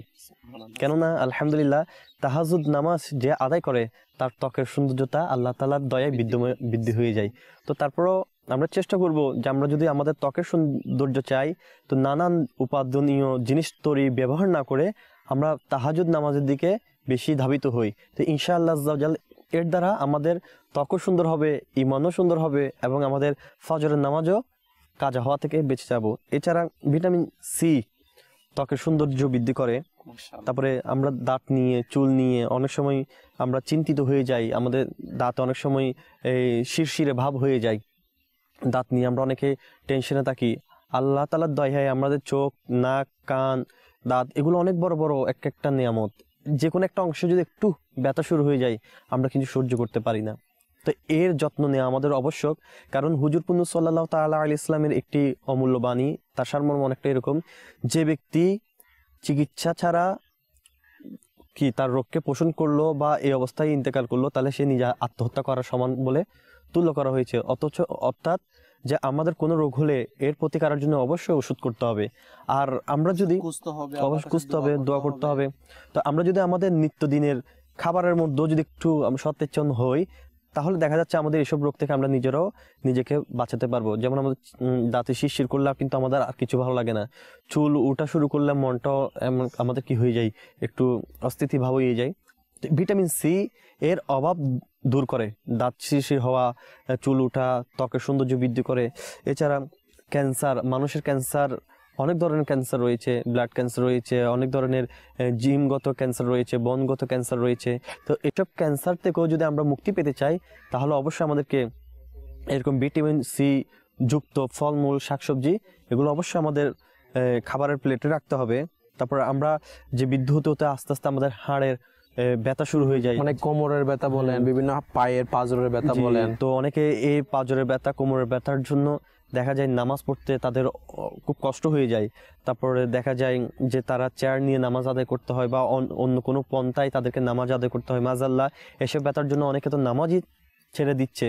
তা আল্লাহ তাআলা সবাইকে হেফাজত করুক, সুখী এবং সুস্থতা দান করুক। তো এসব ধরনের হাড়ের রোগ থেকেও যদি আমরা রেহাই পেতে চাই, তাহলে ভিটামিন সি যুক্ত এই ফলমূল আমাদেরকে, শাকসবজি এগুলা খেতে হবে। এরপর আল্লাহ তাআলা বড় নিয়ামত, যতটুক তাকাই চোখের সে ততটুক কিন্তু আমাদের দৃষ্টি প্রখর হচ্ছে, যাচ্ছে, এটা অনেক বড় নিয়ামত। দেখুন যার চোখ নাই সে বুঝতে পারে চোখের মূল্য কি।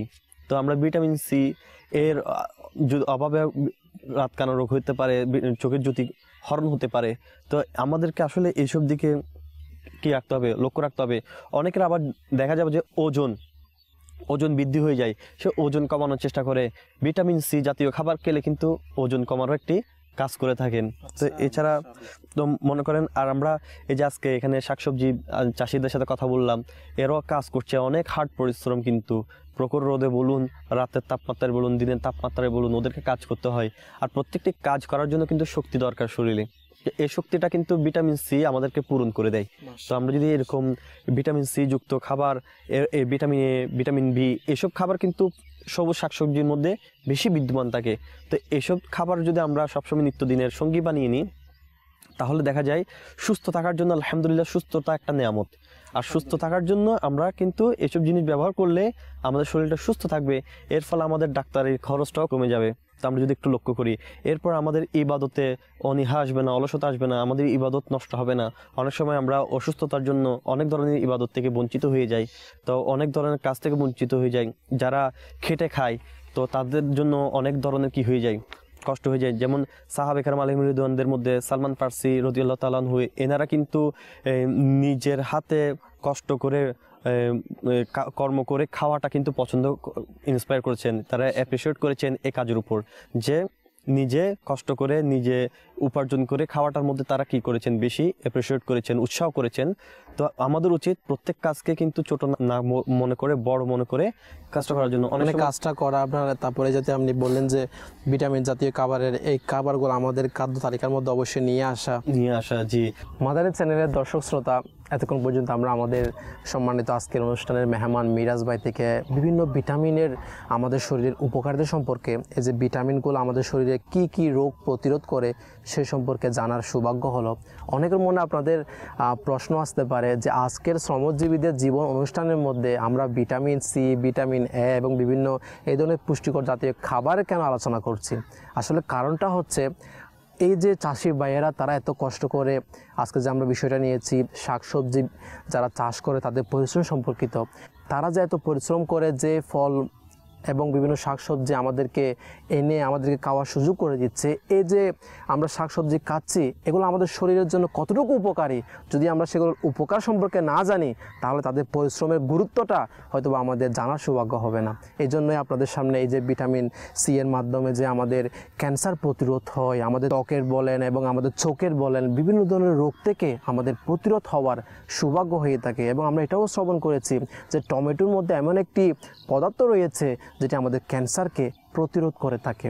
তো আসলে এই যে আমাদের শ্রমজীবী ভাইয়েরা আমাদের আজকের যে বিষয় নিয়েছি, শাকসবজি চাষি ইসলামী ভাইয়েরা তারা কত কষ্ট করে আমাদের শরীরের এত উপকারিতামূলক শাকসবজি আমাদের কাছে পৌঁছিয়ে দিচ্ছে, তাদের ব্যাপারেও আমাদের সম্মান হওয়া উচিত।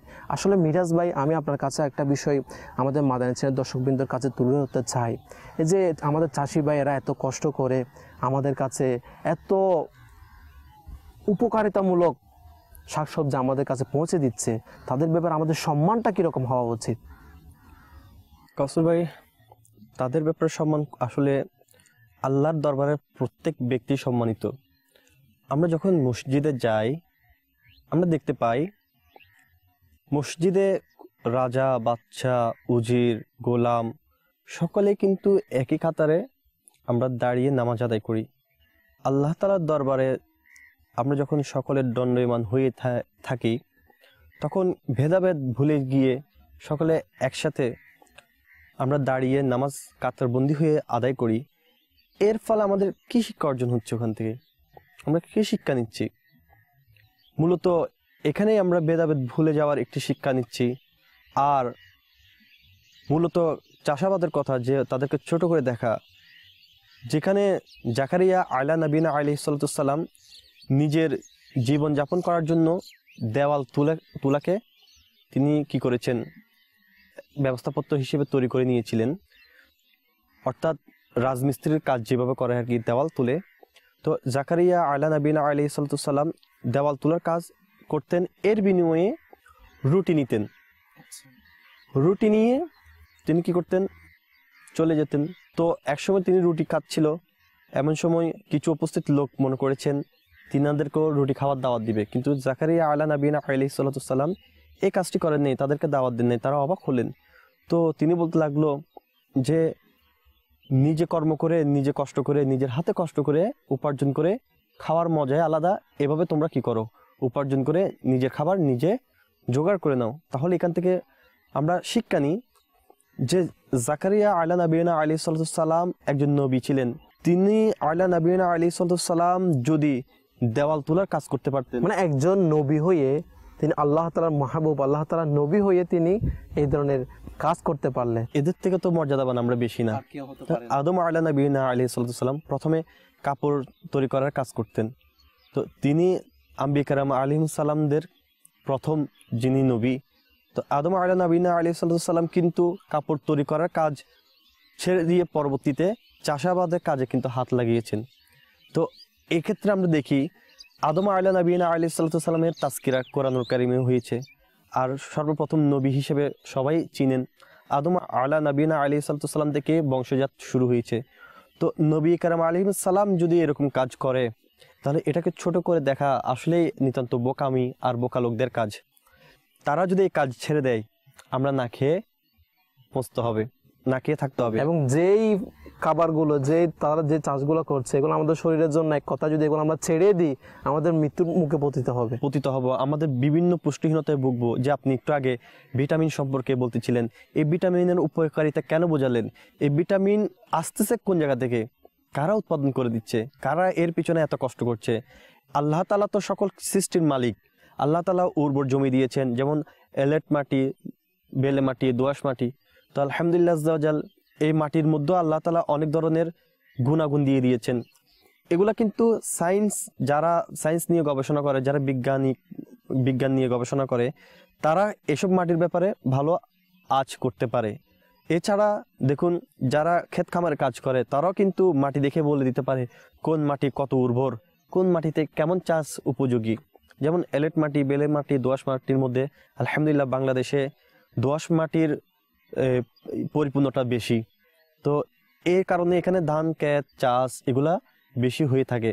তো আলহামদুলিল্লাহ এরা এগুলা নির্ণয় করে, যাচাই বাছাই করে, এরা কষ্ট করে বিভিন্ন সবজি ক্ষেত উৎপাদন করে আর ভোক্তাদের মাঝে, আমাদের মাঝে পৌঁছিয়ে দিচ্ছে। তো আলহামদুলিল্লাহ এরা কত কষ্ট করছে, তাদের কষ্টের একটা দিক যদি আমরা চিন্তা করি, তাহলে বুঝতে হয় তারা মানুষদের মধ্যে কতটুকু সম্মানিত।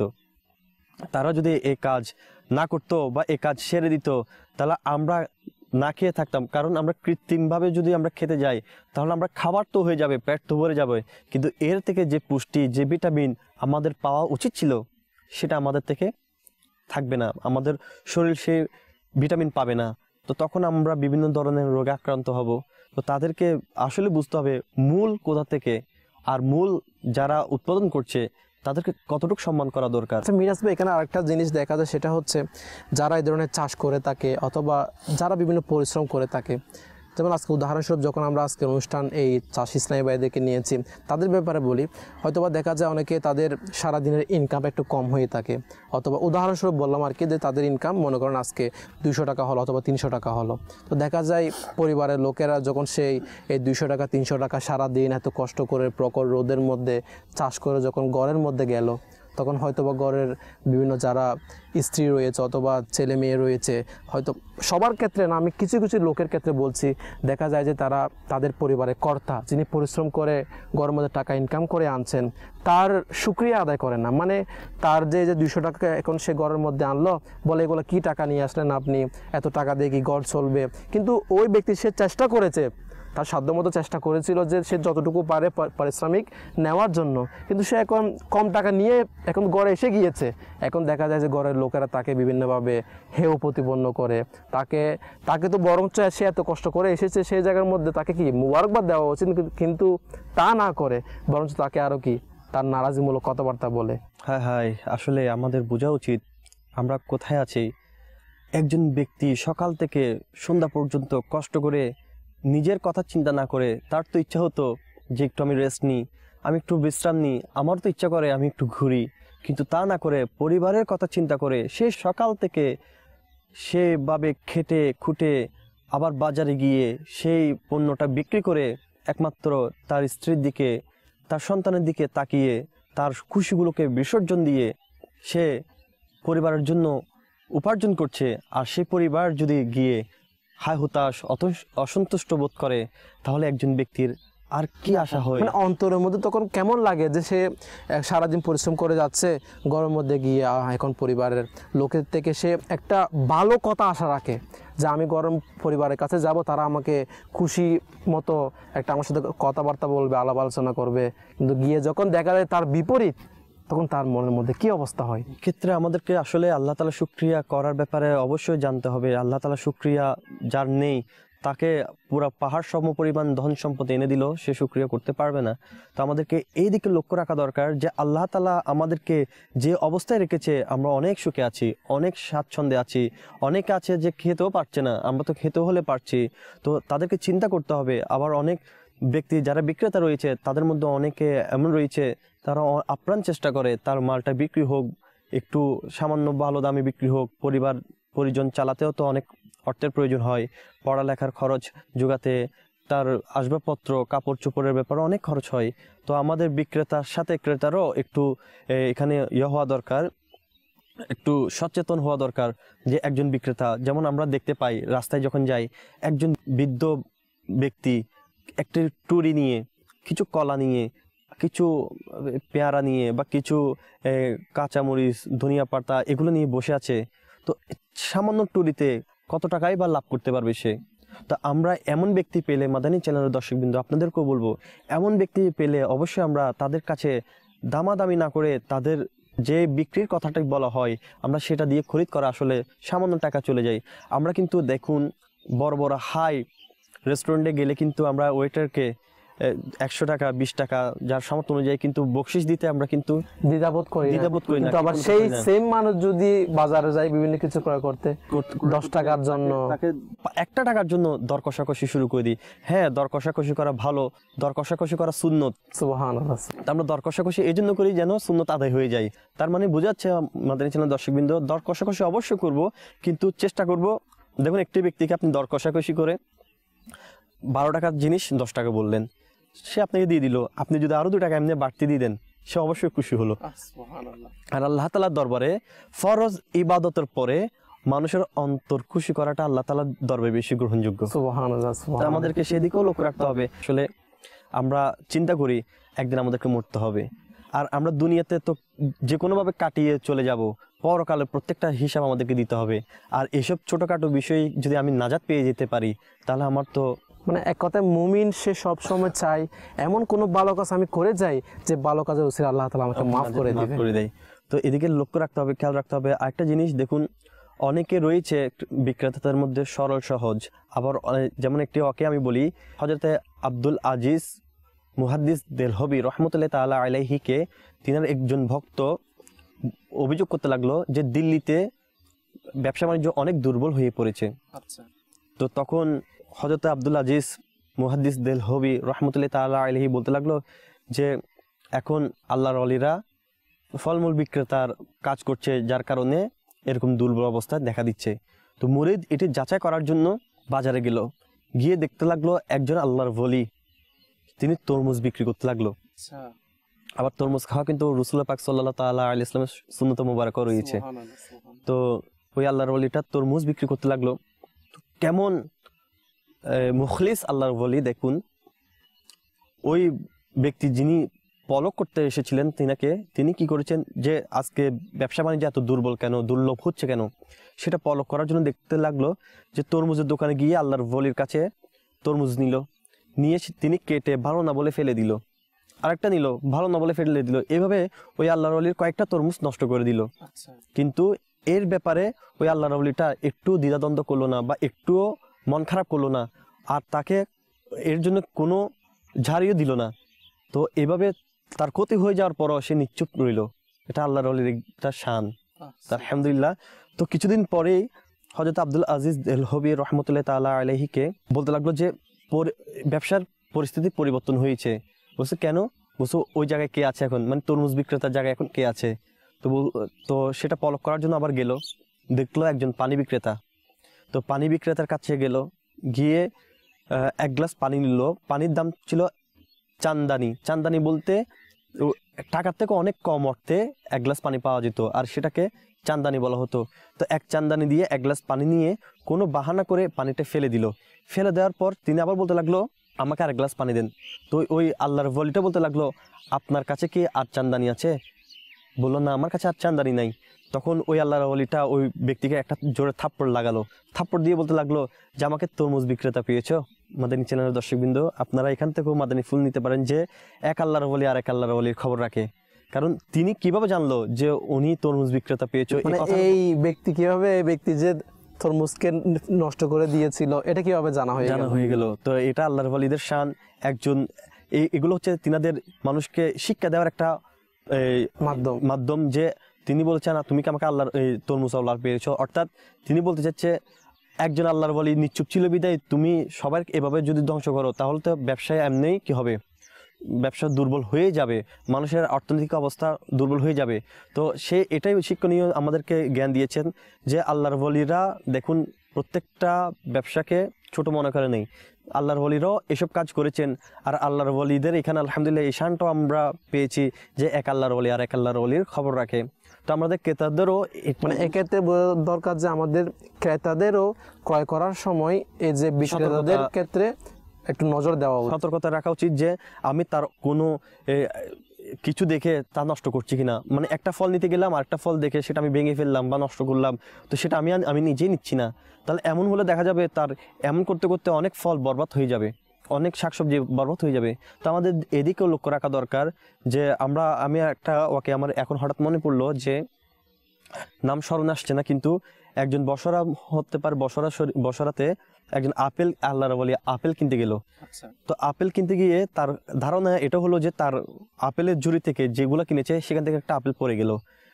সে কি করলো, একটা আপেল নিয়ে নিল। আবার নিয়ে নেওয়ার পর সে ইবাদতের মধ্যে কোনোভাবে মন বসাতে পারছে না। এভাবে সে তার 40টা দিন অতিবাহিত হলো, ইবাদতে মন বসছে না।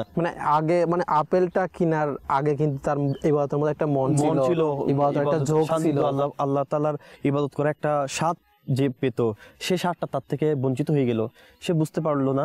তো হঠাৎ করে একজন আর প্রসিদ্ধ আল্লাহর ওয়ালির সাথে তিনার সাক্ষাৎ হয়ে গেল। তিনাকে যখন এই ঘটনাটা বললো তখন তিনি বলতে লাগলো যে আপনি অমুক জায়গা থেকে অমুক সময় আপেল ক্রয় করেছিলেন, আর ওখানে আপনার আপেল পড়ে গেছে মনে করে আপনি তার হক থেকে একটা আপেল নিয়ে এসেছেন, যার কারণে আপনার ইবাদতে মন বসছে না। তুমি যাও তাকে তার মূল্য পরিশোধ করো, পরিশোধ করার পর তাহলে তোমার ইবাদতের মধ্যে আবার স্বাদ চলে আসবে। ঠিক ওই বুজুর্গ বসরাতে গিয়ে ওই আপেল বিক্রেতাকে যখন তার মূল্য পরিশোধ করেছে, তারপর থেকে ওই বুজুর্গর আবার ইবাদতের মধ্যে স্বাদ বৃদ্ধি পেয়ে গিয়েছে। তো আলহামদুলিল্লাহ মাদানী চ্যানেলের দর্শকবৃন্দ, এর থেকে আমরা এই মাদানী ফুল পাই যে মানুষের হকের ব্যাপারে, যে আমরা অনেক সময় কারো থেকে কিছু ক্রয় করলাম, তো আমরা ভেঙে দেখলাম এটা নিচ্ছি না, বরবাদ করে ফেলতেছি। মানে যার থেকে আমি ক্রয় করবো তার অনুমতিও নিলাম না, আমরা না নিয়ে অনেক সময় আমরা এটা টেস্ট করার জন্য অনুমতি ছাড়া খেয়ে ফেলতেছি।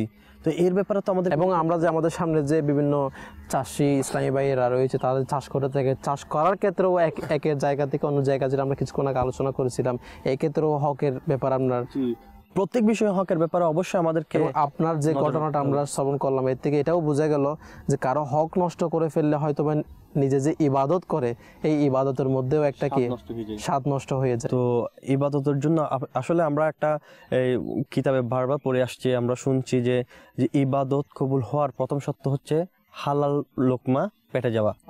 তো এক্ষেত্রে দেখেন, আমি যদি কোনো কিছু কিনতে গেলাম, তাকে আমি অনুমতি না নিয়ে খেয়ে ফেললাম, এটা বিক্রেতার অনুমতি আছে কিনা সেটাও আমি জানলাম না। তো বিক্রেতা মনে মনে তো এই ধারণা করতে পারে যে সে আমি বিক্রি করা জিনিস থেকে আমার খেয়ে ফেলতেছে, এভাবে তার মনের মধ্যে একটা অসন্তুষ্টি এসে গেল। তখন এর হিসাব কিন্তু কালকে আমাদের অবশ্যই চুকাতে হবে। তো সেক্ষেত্রে আমাদেরকে অবশ্যই লক্ষ্য রাখা দরকার। আমরা চেষ্টা করব প্রয়োজনে কিছু আমরা ক্রয় করলে তার থেকে কিছুটা আমরা কমিয়ে ফেলার চেষ্টা করবো, এতে আমার গেলে ক্ষতি হচ্ছে না, কিন্তু আমি বাড়তি নিয়ে ফেললে আমার ক্ষতি হচ্ছে। মানে এক জায়গায় আমরা যারা বিভিন্ন টমেটো বলেন আজকে আমাদের সামনে রয়েছে, যে কোনো কিছু যখন আমরা কোনো কিছু যারা বিক্রিও করে, যারা বিক্রেতা রয়েছে তারাও যখন সে বিক্রি করে হয়তো বা সে একটু দামে ওজনে কম দিল, ওজনে কম দেওয়ার কারণে সে 10 টাকা লাভ বেশি করলো আর কি। এই 10 টাকা লাভ আমার হারাম হিসেবে কোথায় পেটের মধ্যে গেল। এটা তো আমি ওজনে কম দেওয়ার কারণে, আমি কম পাওয়ার কারণে আমি কিন্তু গুনাহগার হলাম না, আবার কিন্তু বিক্রেতা গুনাহগার হয়ে গেল। তো উভয়কে কিন্তু এটা কি করতে হবে, অবশ্যই সতর্কতা রাখতে হবে যে আমি কম দিবও না, কম নিবও না। এইভাবে আলহামদুলিল্লাহ আমরা অনেক কিতাবের মধ্যেও পড়ছি যে একজন ব্যবসায়ী বলতে লাগলো যে আমার কাছে খরিদ করতে এসেছে, তো বলছে আলহামদুলিল্লাহ আমার সারাদিন আজকে অনেক ভালো বিক্রি হয়েছে। আমার পার্শ্ববর্তী জায়গা আজকে দোকানদার কি করেছেন, আজকে বিক্রি হয় নাই, আপনি তার কাছে যান।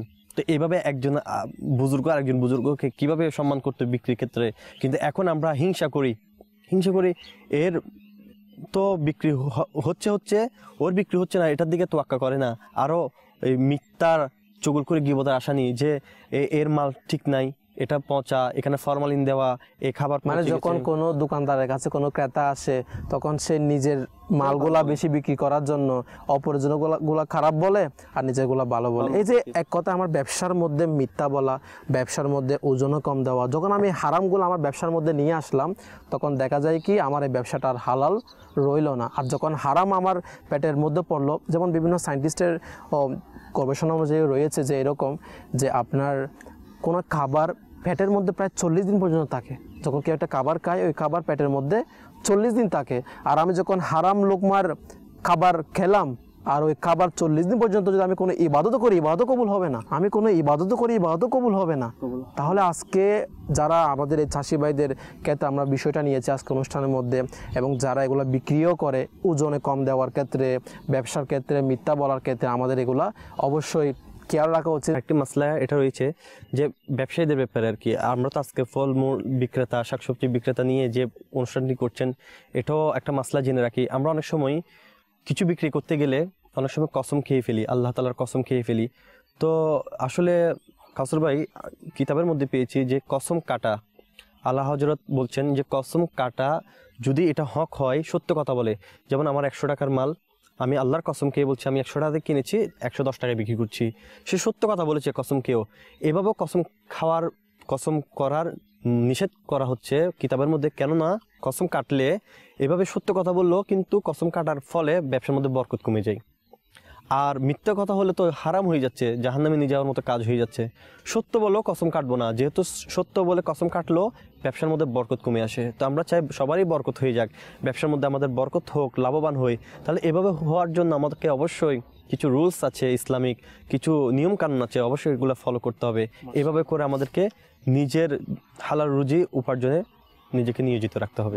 মাশাআল্লাহ। মাদানী চ্যানেলের দর্শক শ্রোতা, আমরা এতক্ষণ পর্যন্ত আলোচনা করছিলাম প্রায় যারা দেখা যায় যে ঘরের মধ্যে বিভিন্ন অভাব সৃষ্টি হয়, যখন বিভিন্ন যারা চাষি ভাইরা রয়েছে তারা যখন ঘরের পরিবারের মধ্যে যায়, পরিবারের লোকেরা তাদেরকে শুকরিয়া আদায় করে, তাদের খুশি হয়, এরকম তাদের সাথে আচার আচরণ করে যে কম টাকা আজকে সে ইনকাম করে এনেছে, এর জন্য আমরা বরকেলাপ, এর জন্য আমরা না শুকরিয়া যেন আদায় না করি। অবশ্যই যিনি করের কর্তা তার শুকরিয়া আদায় করা উচিত, এবং আল্লাহ তাআলার শুকরিয়া আদায়, আল্লাহ তাআলার কৃতজ্ঞতা অর্জন, এটা আমাদের অবশ্যই হওয়া উচিত। মাদানী চ্যানেলের দর্শক শ্রোতা, আজকের অনুষ্ঠানের মধ্যে আমরা আপনাদেরকে প্রথমে বিভিন্ন বাঁধাকপি, ফুলকপি এর চাষি ইসলামী ভাইরা তারা কীভাবে চাষ করছিল সে সম্পর্কে আপনাদের সামনে তুলে ধরতে আমরা চেষ্টা করেছিলাম। এর সাথে সাথে আমাদের সামনেও আপনারা দেখতে পাচ্ছেন যে বিভিন্ন টমেটো চারা রয়েছে, আমাদের পিছনে রয়েছে। এই টমেটো চাষ তারা কিভাবে করে থাকে সংক্ষিপ্ত আমরা ইনশাআল্লাহ আমাদের চাষি ইসলামী ভাইদের থেকে জানার সৌভাগ্য অর্জন করব। আসুন আমরা জেনে নিই আমাদের চাষি ইসলামী ভাইরা তারা কীভাবে এই টমেটো চাষটা করে থাকে এবং এত পুষ্টিকর খাবার আমাদের কাছে কিভাবে তারা পৌঁছিয়ে থাকে। প্রিয় ইসলামী ভাইয়েরা এবং মাদানী চ্যানেলের দর্শক শ্রোতা, আসুন আমরা আমাদের এক চাষি ভাই থেকে জেনে নিই তারা কীভাবে টমেটো চাষ ক্ষেত খামার করে থাকে। আসসালামু আলাইকুম রহমতুল্লাহি ওয়া বারাকাতুহু। ওয়ালাইকুম আসসালাম। কেমন আছেন? ভালো আছি। আচ্ছা, আপনারা এই যে শুরু থেকে পিস বাজার থেকে আনা থেকে শুরু করে কীভাবে টমেটোর ফলন হয়ে থাকে একটু যদি আমাদের বিশ্লেষণ বলতেন।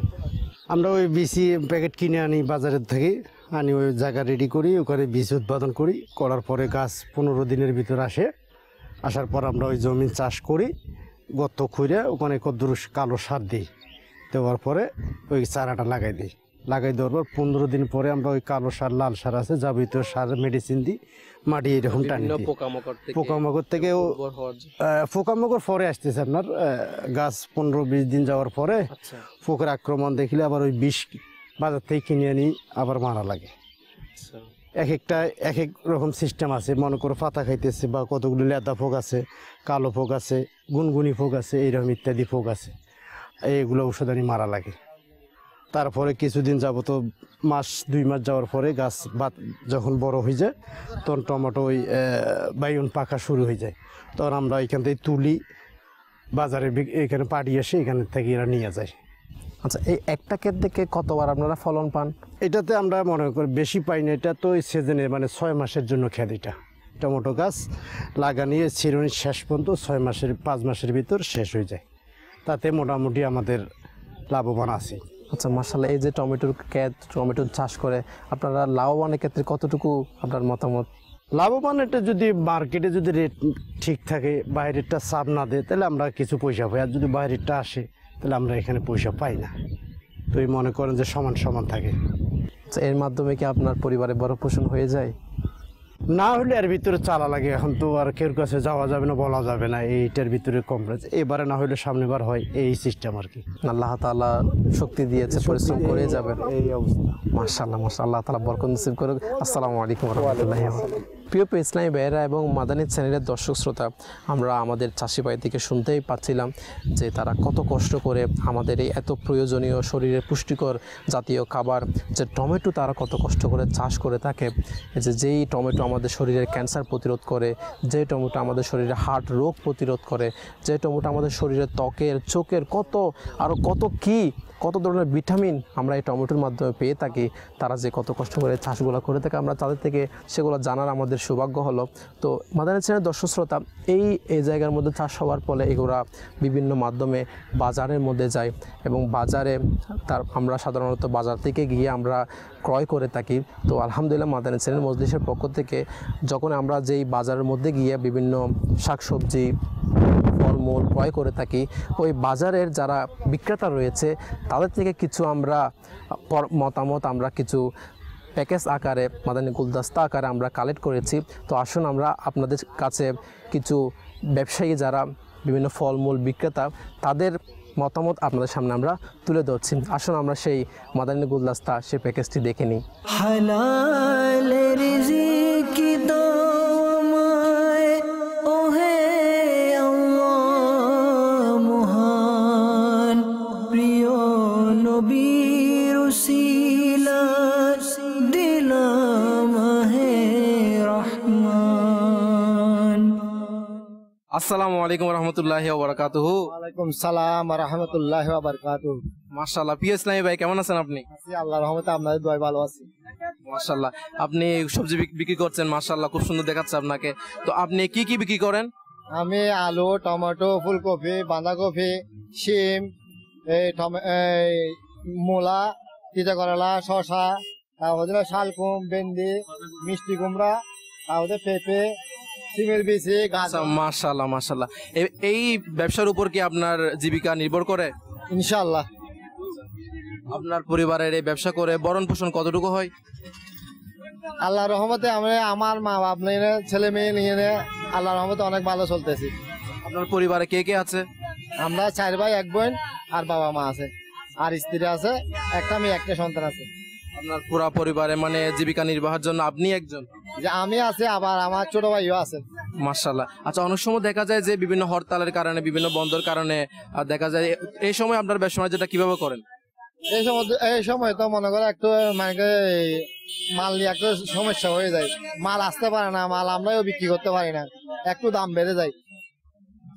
অনেক সময় যে সময় যে বেশি দাম বেড়ে যায়, এটার কারণটা আপনারা কি কি বলতে পারেন? এখানে দাম বেড়ে যায় কারণ হলে মাল উৎপাদন হয় না, ঝড় বৃষ্টির মধ্যে মনে করো মাল উৎপাদন হয় না, মাল আসতে পারে না, সেজন্য মাল একটু দাম বিক্রি করতে হয়। ইনশাআল্লাহ। আচ্ছা, অনেক সময় দেখা যায় অনেকে তো এরকম রয়েছে যারা ওজনে কম দেয়, এই ব্যাপারে আপনার কি অভিমত? ওজনে কম দেওয়া তো হারাম, ওজনে কম দেওয়া তো পারে, ওজনে যদি কম দেয় জিনিস মনে করো ওকে ঠকাইতে গেলে ও নিজে ঠকে যাবে, কিন্তু আমি এটা সমর্থন করি না। মাশাআল্লাহ, মাদানী চ্যানেল বাংলা শ্রমজীবীদের জীবন নিয়ে এবং এইবার এই অনুষ্ঠানে সবজি বিক্রেতাদের নিয়ে করছে, এই ব্যাপারে মাদানী চ্যানেল বাংলা সম্পর্কে আপনি কি অভিমত দিবেন? ইনশাআল্লাহ ওদেরকে আমি ধন্যবাদ দেবো যে এতগুলো জিনিস নিয়ে যারা যে মনে করে করতেছে, সেজন্য ওদেরকে আমি আন্তরিকভাবে ধন্যবাদ জানাই। মাশাআল্লাহ, আপনাকে মোবারকবাদ। হালাল রিজিক দাওয়ামায় ওহে আল্লাহ মহান, প্রিয় নবীর উসিলা দিলাম হে রহমান। প্রিয় ইসলামী ভাইয়েরা এবং মাদানী চ্যানেলের দর্শক শ্রোতা, আমরা দুইটি মাদানী গুলদস্তা, দুইজন আমরা বিক্রেতা ভাইয়ের তাদের পরামর্শ, তাদের মতামত সম্পর্কিত আমরা শ্রবণ করলাম। অর্থাৎ এখান থেকে আমরা একটা শিক্ষণীয় বিষয়, যেটা আমরা কিছুক্ষণ আগেও আলোচনা করেছিলাম, সেটা হচ্ছে ওজনে কম দেওয়া। আমরা এখানে মাদানী গুলদস্তার মধ্যেও দেখতে পেয়েছিলাম যে আমাদের এক বিক্রেতা ভাই বলছিল যে ওজনে কম দেওয়া এটা হারাম রয়েছে। যে হ্যাঁ, আসলে মাদানী চ্যানেলের দর্শক শ্রোতা, আমরা যারাই দেখতে পাচ্ছি না কেন, যে সকল ব্যবসায়ী বাইরে আমরা দেখতে পাচ্ছি না কেন, ওজনে কম দেওয়া, আমার ইসলাম ধর্মের মধ্যে এটাকে হারাম বলা হয়েছে, তো আমি কেনই বা এই হারাম কাজের দিকে হাত বাড়াবো? এই হারাম কাজের মন মানসিকতা আমার মনের মধ্যে থাকবে। আমি একজন মুসলমান মুমিন হিসাবে আমার অন্তর থেকে এই হারাম কাজগুলা অবশ্যই বের করে দেওয়া দরকার। তাই সকল দর্শকবৃন্দ যারা আমাদের আজকে দেখতে পাচ্ছেন, যারা যেই ব্যবসার মধ্যে রয়েছেন না কেন, ওজনে কম দেওয়া এটা থেকে আমাদের অবশ্যই বিরত থাকা উচিত। তো মাদানী চ্যানেলের দর্শক শ্রোতা, এই বিষয় নিয়ে আমরা আর সামনের দিকে যাব না। আসুন আমরা এক ক্রেতা যারা বিভিন্ন বাজার থেকে শাকসবজি ক্রয় করছে, সেরকম একটি আমাদের কাছে মাদানী গুলদস্তা একটি প্যাকেজ রয়েছে। আসুন আমরা ওই প্যাকেজের দিকে আগ বাড়াবো। জি হ্যাঁ, আমাদেরকে ওই প্যাকেজটি চালিয়ে দিন। হালাল রিজিক দাও আমায় ওহে আল্লাহ মহান, প্রিয় নবীর উসিলা দিলাম হে রহমান। আসসালামু আলাইকুম রহমতুল্লাহি ওয়া বারাকাতুহু। ওয়ালাইকুম আসসালাম ওয়া রাহমাতুল্লাহি ওয়া বারাকাতুহু। মাশাআল্লাহ ভাই, আপনি কেমন আছেন? ইসলামী ভাই, আপনার নাম কি এবং আপনার পরিবারে কে কে আছেন? আমার নাম মোহাম্মদ, আমার পরিবার, আমার মা আছে, আমার আব্বু আছে, আমরা 3 ভাই 2 বোন। মাশাআল্লাহ, আপনি এই সবজি বিক্রেতা এই পেশার মধ্যে কয় বছর নিয়োজিত রয়েছেন? 3 বছর 7 মাস। মাশাআল্লাহ, তো আপনি এখানে কি কি বিক্রি করেন? এখানে ধরেন আপনার বাজারে যখন যেটা আসে বিভিন্ন আইটেম, যে কোন থেকে যখন যে সময় যে সবজি আসে, আমাদের এখানে সবসময় একই সবজি থাকে। আচ্ছা, মাশাআল্লাহ, তো এর মাধ্যমে কি আপনার পরিবারের জীবিকা অর্জন, আপনার পরিবার নির্ভরশীল এই ব্যবসার উপর? হ্যাঁ, চলে আল্লাহর রহমতে। আমরা আগে করে আইছি এমনকি এখনো করি আল্লাহর রহমতে। এটা দিয়ে আমাদের সংসারও চলে, এমনকি নিজেরও চলে, আর নিজেরও আল্লাহর রহমতে উন্নতির দিকে আছে। মাশাআল্লাহ, অনেক সময় দেখা যায় মানে সবজি বলেন, বিভিন্ন ফলমূল বলেন, দাম বেড়ে যায় কড়া মূলে, তো এটা কি কারণে হয়, অথবা এই সময় আপনারা কিভাবে বিক্রি করেন? আপনাকে কখনো যখন জ্বর পড়ে তখন বিভিন্ন জিনিস নষ্ট হয়ে যায়, তখন এক একটা জিনিসের দাম বাড়ে যায়। তো দাম বাড়ে গেলে আমাদের কিনো বেশি, বিক্রি করাও বেশি। যদি আমরা কম রেটে যখন এখন সস্তা বিক্রি করতে হয়, যখন দাম থাকে তখন দাম বিক্রি করতে হয়। তো আমরা ধরেন আপনাকে 5 টাকা 6 টাকা এরকম লাভ পাইলে, 2 টাকা 3 টাকা লাভ পাইলে মাল 4 ধরনের আমাদের অর্ডার আছে, যাচ্ছে আমরা বেশি মানুষের সাথে জুলুম করতে পারি না। কারণ তখন আপনাকে যখন সিজন থাকে, এখন সিজন, এখন আপনাকে সব জিনিসের রেট কম। যে কোনো জায়গায় যাবেন আপনি রেট কম পাবেন, শুধু নজুমের কেন, যে কোনো জায়গায় যাবেন আপনি রেট কম পাবেন। মানে আপনি ঘরের দোকানে এখন কত হলো, সব ঘরের সামনে আপনি ব্যাঙেরে পাইতেছেন, যখন দাম হবে তখন ব্যাঙেরে যাবে না, তখন আমাদের এখানে আসতে হবে সবার। সেজন্য এই দাম মানে জ্বর বেশি পড়লে তখন জিনিস নষ্ট হয়ে যায়, দাম বাড়ে যায়। মাশাআল্লাহ, আল্লাহ বরকত দান করুক আপনাকে। হালাল রিজিক দাও আমায় ওহে আল্লাহ মহান, প্রিয় নবীর উসিলা দিলাম হে রহমান। প্রিয় ইসলামী ভাইয়েরা এবং মাদানী চ্যানেলের দর্শক শ্রোতা, আমরা একটি মাদানী গুলদস্তা দেখতে পেলাম, যেখানে একজন ক্রেতা তিনি বিভিন্ন ফলমূল শাকসবজি, বিভিন্ন ধরনের ফলমূল শাকসবজি তিনি ক্রয় করছেন। তো ক্রয় করবেনই না কেন, যেই ফলমূল শাকসবজির মধ্যে এত উপকারী বিভিন্ন বস্তু বিদ্যমান রয়েছে, বিভিন্ন ভিটামিন রয়েছে। তো আসলেই এই শাকসবজি আমাদের শরীরের জন্য অনেক উপকারী, এবং যে শাকসবজি আমাদের বিভিন্ন চাষি ভাইয়েরা তারা আমাদের কাছে পৌঁছে দিচ্ছে। তো এই যে পৌঁছানোর ক্ষেত্রে মাদানী চ্যানেলের দর্শক শ্রোতা, এই যে আমরা দেখতে পাচ্ছি এখানে বিভিন্ন ধরনের চাষ হচ্ছে, টমেটো চাষ, এবং আমাদের পিছনে রয়েছে বিভিন্ন ফুলকপি চাষ, বাঁধাকপি চাষ। বিশেষ ক্ষেত্রে টমেটো যখন এই এলাকা থেকে বাজারে যায়, এই বাজারে যাওয়ার সময় বিভিন্ন অসাধু ব্যবসায়ীরা তারা এই টমেটোর মধ্যে বিভিন্ন ধরনের ফল মূলের মধ্যে একটি খারাপ জাতীয় পদার্থ, যেটিকে আমরা ফরমালিন বলে থাকি, এই ফরমালিন ব্যবহার করার কারণে অনেক ধরনের ক্ষতি হয়ে থাকে। আসলে এই ফরমালিনটা কি? আজকাল এক কথায় বলতে গেলে আমাদের সমাজের মধ্যে ফরমালিন শব্দ নামটা শুনে নাই এরকম খুব কম মানুষের রয়েছে।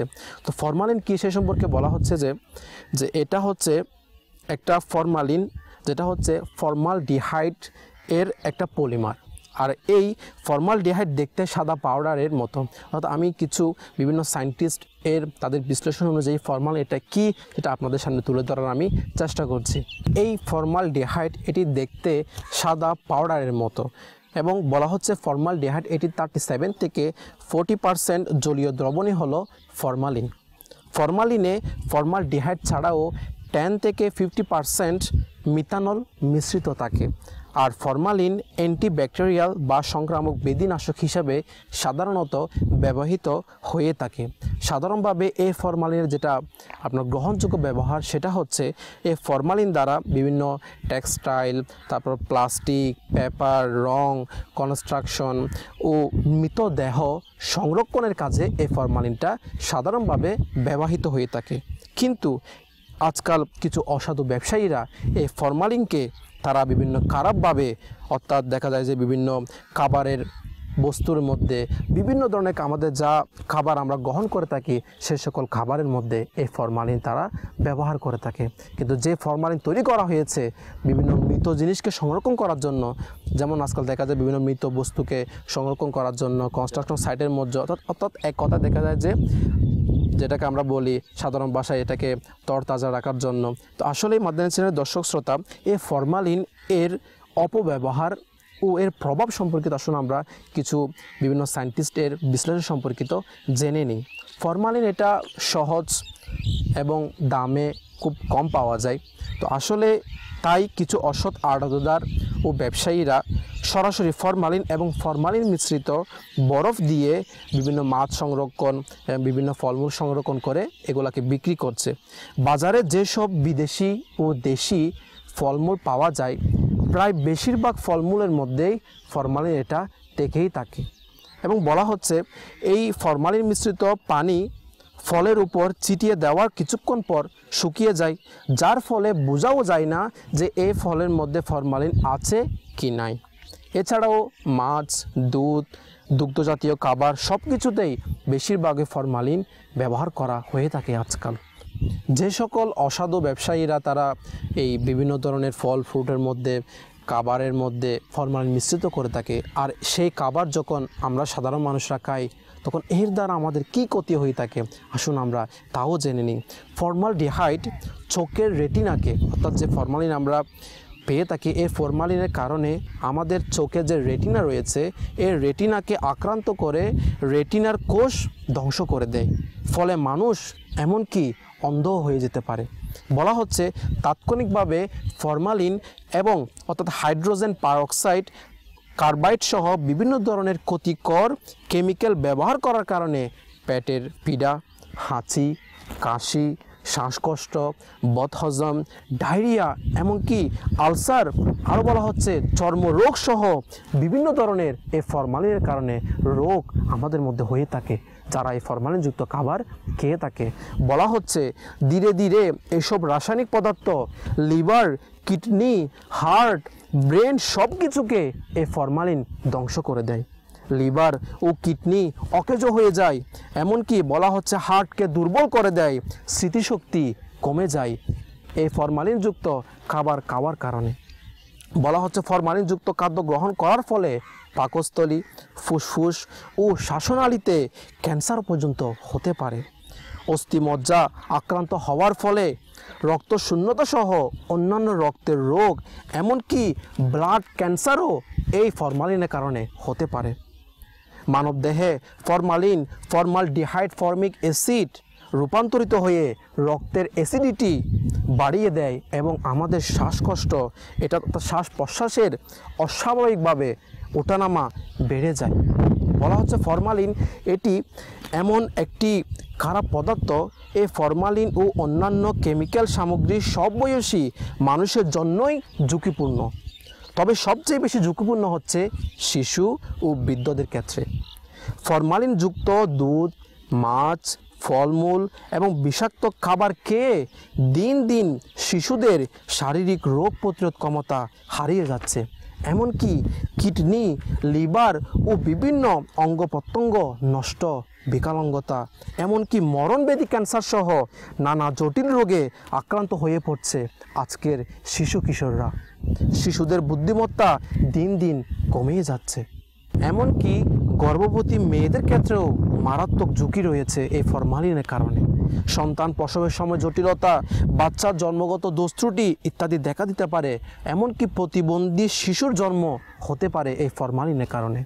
এই ধরনের খাদ্য খেয়ে অনেকে আগের তুলনায় এখন কিডনি লিভারের সমস্যা সহ বিভিন্ন রোগের সমস্যায় ভুগছেন। দেখা যাচ্ছে কয়েকদিন পর পর একই রোগী ডায়রিয়ার ভুগছেন, পেটের পীড়া ভালো হচ্ছে না, চর্মরোগে আক্রান্ত হচ্ছেন। এই সব বিভিন্ন ধরনের রোগ একমাত্র ফরমালিনের কারণে হয়েই থাকে। আসুন মাদানী চ্যানেলের দর্শক শ্রোতা, খাদ্যদ্রব্যের মধ্যে ফরমালিন এর উপস্থিতি কীভাবে পরীক্ষা করা যায়। যেমন বিভিন্ন সায়েন্টিস্টের বর্ণনা রয়েছে যে ফর্মালডিহাইডের দ্রবণের সঙ্গে 2 cc ফিনাইল হাইড্রোজেন হাইড্রোক্লোরাইড 1% এবং 1 cc 5% পটাশিয়াম ফ্লোরিসায়ানাইড দিয়ে তারপর 5 cc ঘনীভূত হাইড্রোক্লোরিক অ্যাসিড মেশালে পুরো দ্রবণ গাঢ় গোলাপি রং হয়ে থাকে। একে বলা হয় সেরিবার্স টেস্ট। আর এই ফর্মালডিহাইডের হালকা দ্রবণ যেমন মাছে ফরমালিন দেওয়া আছে, এই সমস্ত কেমিক্যাল এবং রিয়েজেন্ট পাওয়া খুব কঠিন এবং দামও অনেক সাধারণত বেশি হয়ে থাকে এই যে পরীক্ষাগুলো করার জন্য। তাই সহজ এবং সাধারণ একটি পদ্ধতি বের করা যায়, সেটা হচ্ছে সন্দেহযুক্ত ফরমালিন বিভিন্ন যদি মাছ হয়ে থাকে তাহলে সেটা ধুয়ে জলে 3% ভলিউম হাইড্রোজেন পারঅক্সাইড মেশালে ফর্মালডিহাইড অক্সিডাইজড হয়ে ফর্মিক অ্যাসিডে রূপান্তর হয়। আর ফর্মিক অ্যাসিড প্রমাণের জন্য সে জলে অল্প মার্কিউরিক ক্লোরাইড মেশালে সাদা রঙের তলানি পড়বে। তাতে প্রমাণ হবে ফর্মিক অ্যাসিড তথা ফর্মালডিহাইড তথা ফরমালিন রয়েছে কি না। এখন কথা হচ্ছে খাদ্যদ্রব্যে ফরমালিনের উপস্থিতি পরীক্ষার উপকরণগুলো সহজলভ্য সাধারণত হয়ে থাকে না। প্রিয় ইসলামী ভাইয়েরা এবং মাদানী চ্যানেলের দর্শক শ্রোতা, তো এই যে ফরমালিন বিভিন্ন খাবারের মধ্যে থাকে, হয়তো বা পুরোপুরি এই ফরমালিনগুলা দূর করা সম্ভব হয় না, কিন্তু বিভিন্ন বৈজ্ঞানিক তারা বিভিন্ন উপায় দিয়েছেন। তার মধ্যে রয়েছে যে ধরনের রাসায়নিক দেয়া হোক না কেন, যদি আমরা একটু সচেতন হই তাহলে ফল খাওয়া সম্ভব। আমাদের যা করতে হবে তা হচ্ছে খাওয়ার আগে 1 ঘন্টা বা তার চেয়ে একটু বেশি সময় ফলগুলো পানির মধ্যে ডুবিয়ে রাখতে হবে। 2 নম্বর হচ্ছে লিচু কাঁচা অবস্থায় সবুজ, পাকার পর হয় ইহা অর্থাৎ এটা লাল। এখন গাছে রাসায়নিক স্প্রে করে যার ফলে লিচু গাঢ় মেজেন্টা রং ধারণ করে তা বড়ই মনোমুগ্ধকর, কিন্তু চকচক করলে শোনা হয় না, সেটা মনে রেখে কখনোই গাঢ় মেজেন্টা রঙের লিচু কেনা যাবে না। তো যখনই আমরা রান্না করব, তো রান্না করার আগে গরম পানির মধ্যে যদি আমরা 10 মিনিট ডুবিয়ে রাখি তাহলে হয়তোবা কিছুটা হলেও ফরমালিন ওই সবজি থেকে দূর করা সম্ভবপর হবে। মাদানী চ্যানেলের দর্শক শ্রোতা, ঠিক সেই রকম বেগুনে এক ধরনের রাসায়নিক স্প্রে ব্যবহার করা হয়। এই রাসায়নিক স্প্রে ব্যবহার ক্ষতিকর না যদি নিয়মানুসারে দেয়া হয়, কিন্তু আমাদের দেশের কৃষকেরা হয়তোবা সব কৃষক না, কিছু সংখ্যক কৃষক রয়েছে যারা এই ব্যাপারে অজ্ঞ, তারা এই ব্যাপারে কিছু জানে না। প্রতিটি কীটনাশকের ক্রিয়া একটি নির্দিষ্ট সময়সীমা পর্যন্ত থাকে। যেমন একটি কীটনাশকের সেলফ লাইফ বা জীবন সীমা 7 দিন, তার মানে কীটনাশকটা ব্যবহারের 7 দিন পর্যন্ত সক্রিয় থাকবে, যা কীটপতঙ্গের জন্য ক্ষতিকর।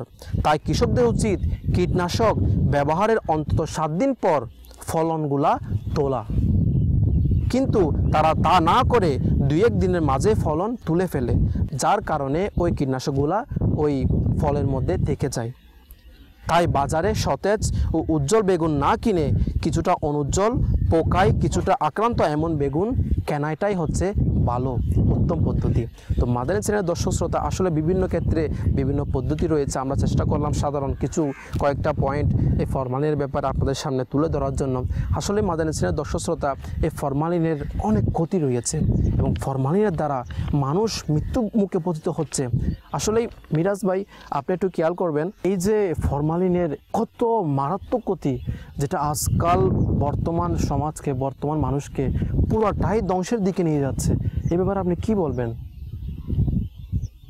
সাইলেন্ট মার্ডার, এটাকে বলা হয় নিশ্চুপ মৃত্যু।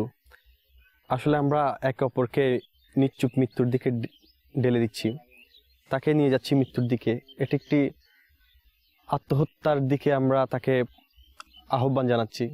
আমরা অজান্তেই মানুষকে মেরে ফেলছি আর এর গুনাহের বোঝা নিজের কাঁধে নিয়ে নিচ্ছি।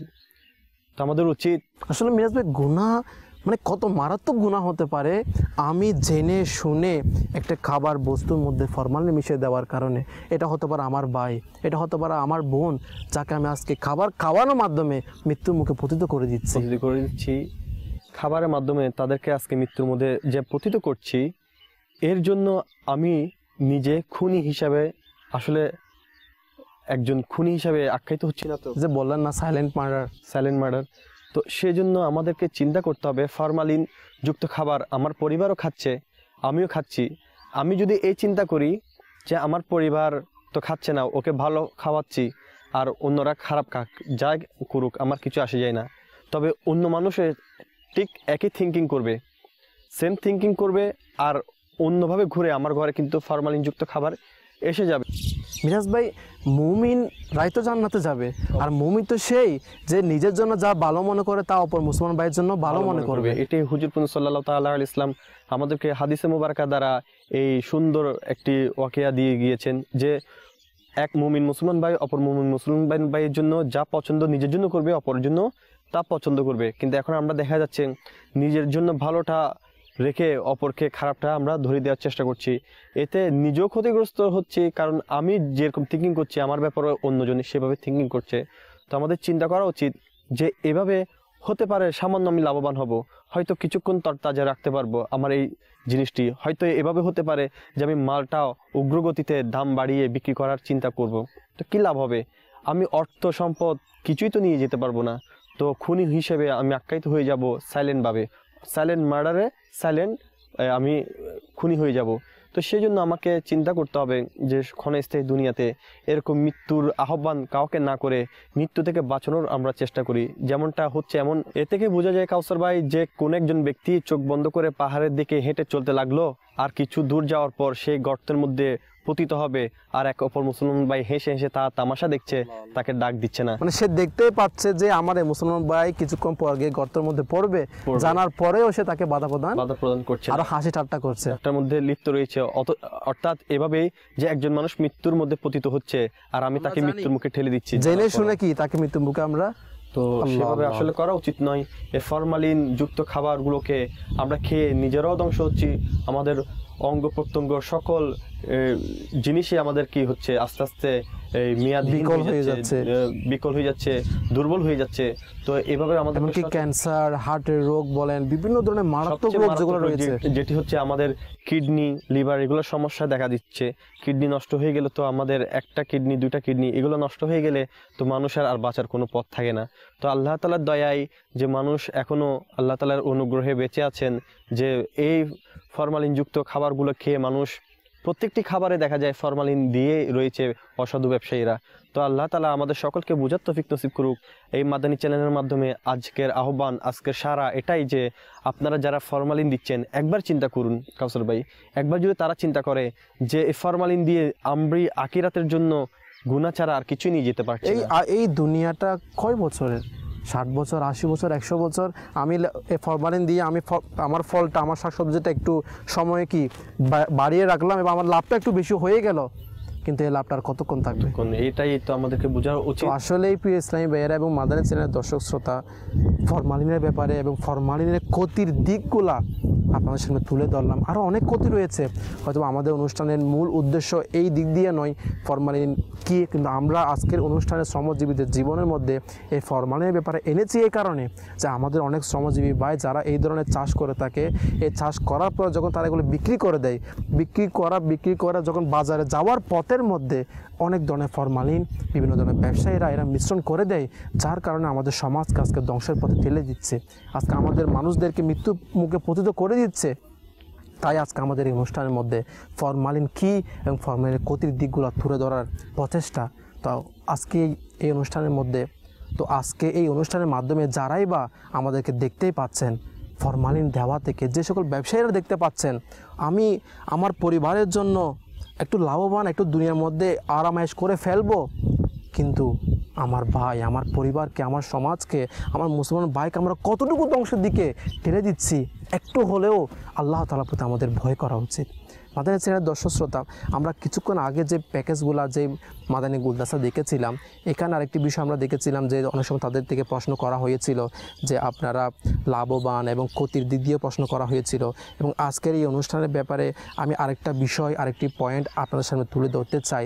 যে সকল ব্যবসায়ীরা, যে সকল শ্রমজীবী ভাইয়েরা তারা চান তার শ্রমের মধ্যে, তার ব্যবসায়ের মধ্যে লাভবান হোক এবং তার ব্যবসার মধ্যে ক্ষতি থেকে বাঁচানো যায়, এর জন্য একটি উত্তম মাধ্যম আমাদের নবী সাল্লাল্লাহু আলাইহি ওয়াসাল্লাম দিয়ে দিয়েছেন, সেটা হচ্ছে সদকা করা। আসলে মিরাজ ভাই, এই যে সদকা করা, এই সদকা করার মাধ্যমে নিজের ব্যবসার মধ্যে লাভবান, নিজের আর্থিক কাজের মধ্যে লাভবান, এর কি কোনো বিশ্লেষণ মাধ্যম রয়েছে? কাসুর ভাই, আসলে সদকা এমন একটি জারিয়া যে সদকা দ্বারা সকল ধরনের বালা মুসিবত, আপদ বিপদ এগুলো রুখে দেওয়া যায়।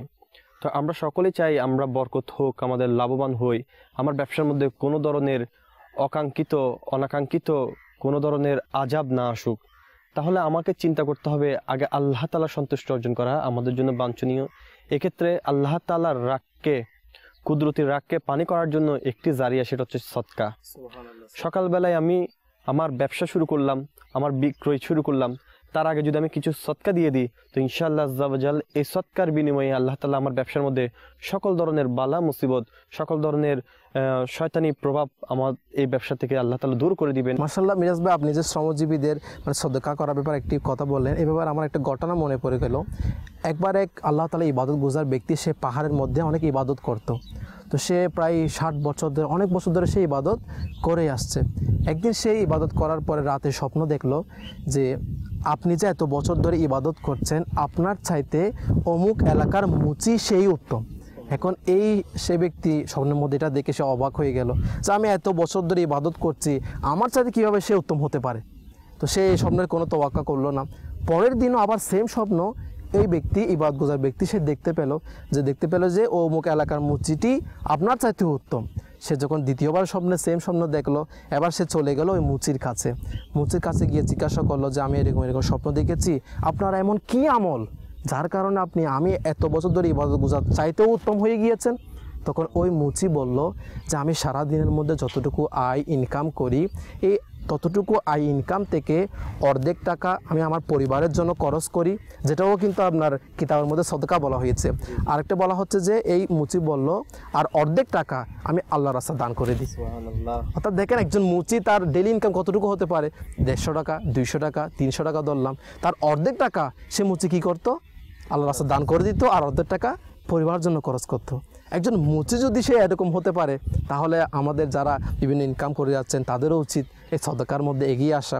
তো মাদানী চ্যানেলের দর্শক শ্রোতা, আমরা শ্রবণ করলাম, আমাদের মোবাইল থেকেও মাদানী ফুল শ্রবণ করলাম, সদকা বিপদকে তাড়িয়ে দেয়, সদকা বালা মুসিবতকে তাড়িয়ে দেয়। আমাদের ব্যবসার মধ্যে, আমাদের আয় রোজগারের মধ্যে হয়তো বিভিন্ন ধরনের সদকা বালা মুসিবত, হয়তো বা বিভিন্ন ধরনের বালা মুসিবত আসতেই পারে, কিন্তু আমি আপনি যদি প্রতিদিন সদকা করার মধ্যে লিপ্ত হয়ে যাই, আর ওই সদকার মাধ্যমে ইনশাআল্লাহ ওই বালা মুসিবত আশা থাকলেও আসতে পারবে না ইনশাআল্লাহ। ভাই, এই সদকার ব্যাপারে, যেমন সদকা শুধু টাকা দিয়ে সদকা হয় না।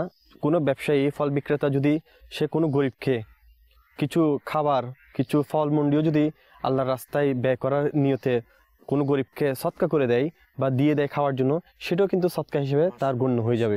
এভাবেও একজন গরিবের পেটের আহার জোগাড় হবে, আর তার সদকা হিসেবে সেটাও গণ্য হয়ে যাবে। আমরা এভাবেও যারা ব্যবসায়ী রয়েছে তারাও চেষ্টা করতে পারে তার ব্যবসার কিছু অংশ সকালবেলায় বা যে কোনো সময় কিছু সদকা করে দেওয়া, নিয়ত যদি করে নেয় ইনশাআল্লাহ এটাও সদকা হিসেবে গণ্য হবে। মাশাআল্লাহ মাশাআল্লাহ।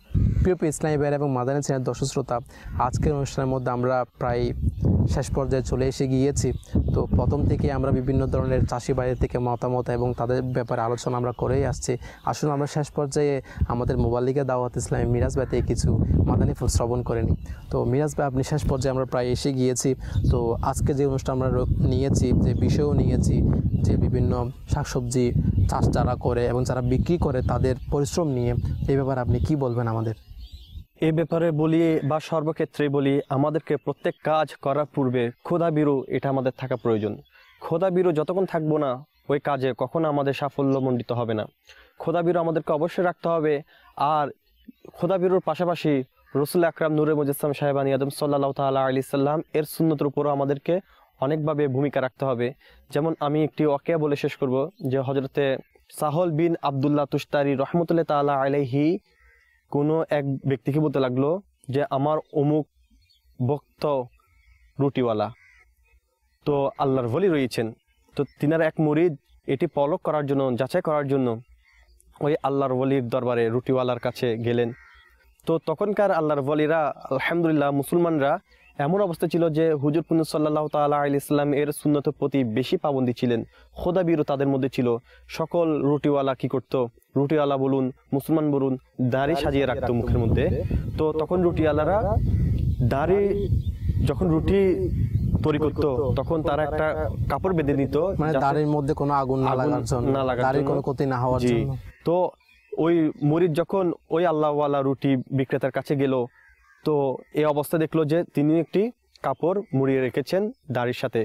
তখন তিনি চিন্তা করলো ইনি যদি আল্লাহর ওলি হতেন তাহলে ওনার দাড়ি আগুনে জ্বলতো না, কাপড়ে বাঁধার প্রয়োজন হতো না। এই কথা বলে তিনি মনের মধ্যে এক কুধারণা করেছিলেন। আর সাথে সাথে ওই আল্লাহওয়ালা রুটিওয়ালার কাছে গেলেন, যাওয়ার পর সালাম নিবেদন করার পর তিনার অন্তর্দৃষ্টিতে রেখাপাত করে বলতে লাগলো, তুমি আমার ব্যাপারে নিকৃষ্ট ধারণা করেছো, সুতরাং তুমি আমার কাছ থেকে কোনো কিছুতেই লাভবান হবে না। এটা বলে ওই আল্লাহর ওয়ালিটা কথা বলতে অস্বীকৃত করে চলে গেলেন। তাহলে মাদানী চ্যানেলের দর্শকবৃন্দ, মাদানী ফুল এটাই নিচ্ছি আমরা যে সেখানে দেখা গেল আল্লাহর ওয়ালিরাও সুন্নতের পর আমল করতো। আর আমাদেরকে চিন্তা করতে হবে কোনো কিছুর ব্যাপারে কুধারণা যেন না করি। আল্লাহ যা করেন ভালোর জন্য করেন, ব্যবসায় যা করছি ভালোর জন্য করছে, তো কুধারণা থেকেও বাঁচতে হবে। আর সকল ক্রেতা ব্যবসায়ী সবাইকে খোদা বিরততা রাখতে হবে, আল্লাহ তাআলার ইবাদত সুন্নতের উপর আমল করতে হবে। আসলে এই শস্য ক্ষেত্রে আজকে যে বিষয় নিয়ে যে শস্য ক্ষেত্রের দিকে একটা কথা মনে পড়ে গেল, বিভিন্ন কিতাবের মধ্যে রয়েছে না যে দুনিয়া হচ্ছে আখিরাতের জন্য একটি কি শস্য ক্ষেত্রের মতো, যে সেই শস্যের মধ্যে আমরা শ্রবণ করেছিলাম চাষি বাড়িতে তারা কত কষ্ট করে প্রথম বীজ আনে, রোপণ করে, পানি দেয়, সেচ দেয়, সার দেয়। ঠিক সেরকমভাবে আমরাও এই দুনিয়াতে যতটুকু আমল করব, যতভাবে আমরা এই দুনিয়াকে পানি সেচের মাধ্যমে অর্থাৎ ইবাদতের মাধ্যমে, সুন্নতের আমলের মাধ্যমে সাজাবো, ঠিক তেমন আমাদের আখিরাত সুন্দর হবে। যেরকম চাষিরা তারা যত ভালো সেচ করবে, যত ভালো এর মধ্যে পরিশ্রম করবে, তত ফলন বেশি হবে। ঠিক তেমনই আমি আপনি যত বেশি এই দুনিয়াতে থাকা অবস্থায় সুন্নতের আমল করবো, আল্লাহ তাআলার প্রতি খোদা বিরু থাকবে, ঠিক তেমনি আমাদেরও আখিরাত তত বেশি সুন্দর হবে। এবং উত্তম পরিবেশ অবলম্বন করা, যার মাধ্যমে গুনাহ থেকে বাঁচানো সম্ভব হয় এবং নেকির প্রতি আমাদের উৎসাহ সৃষ্টি হয়ে থাকে।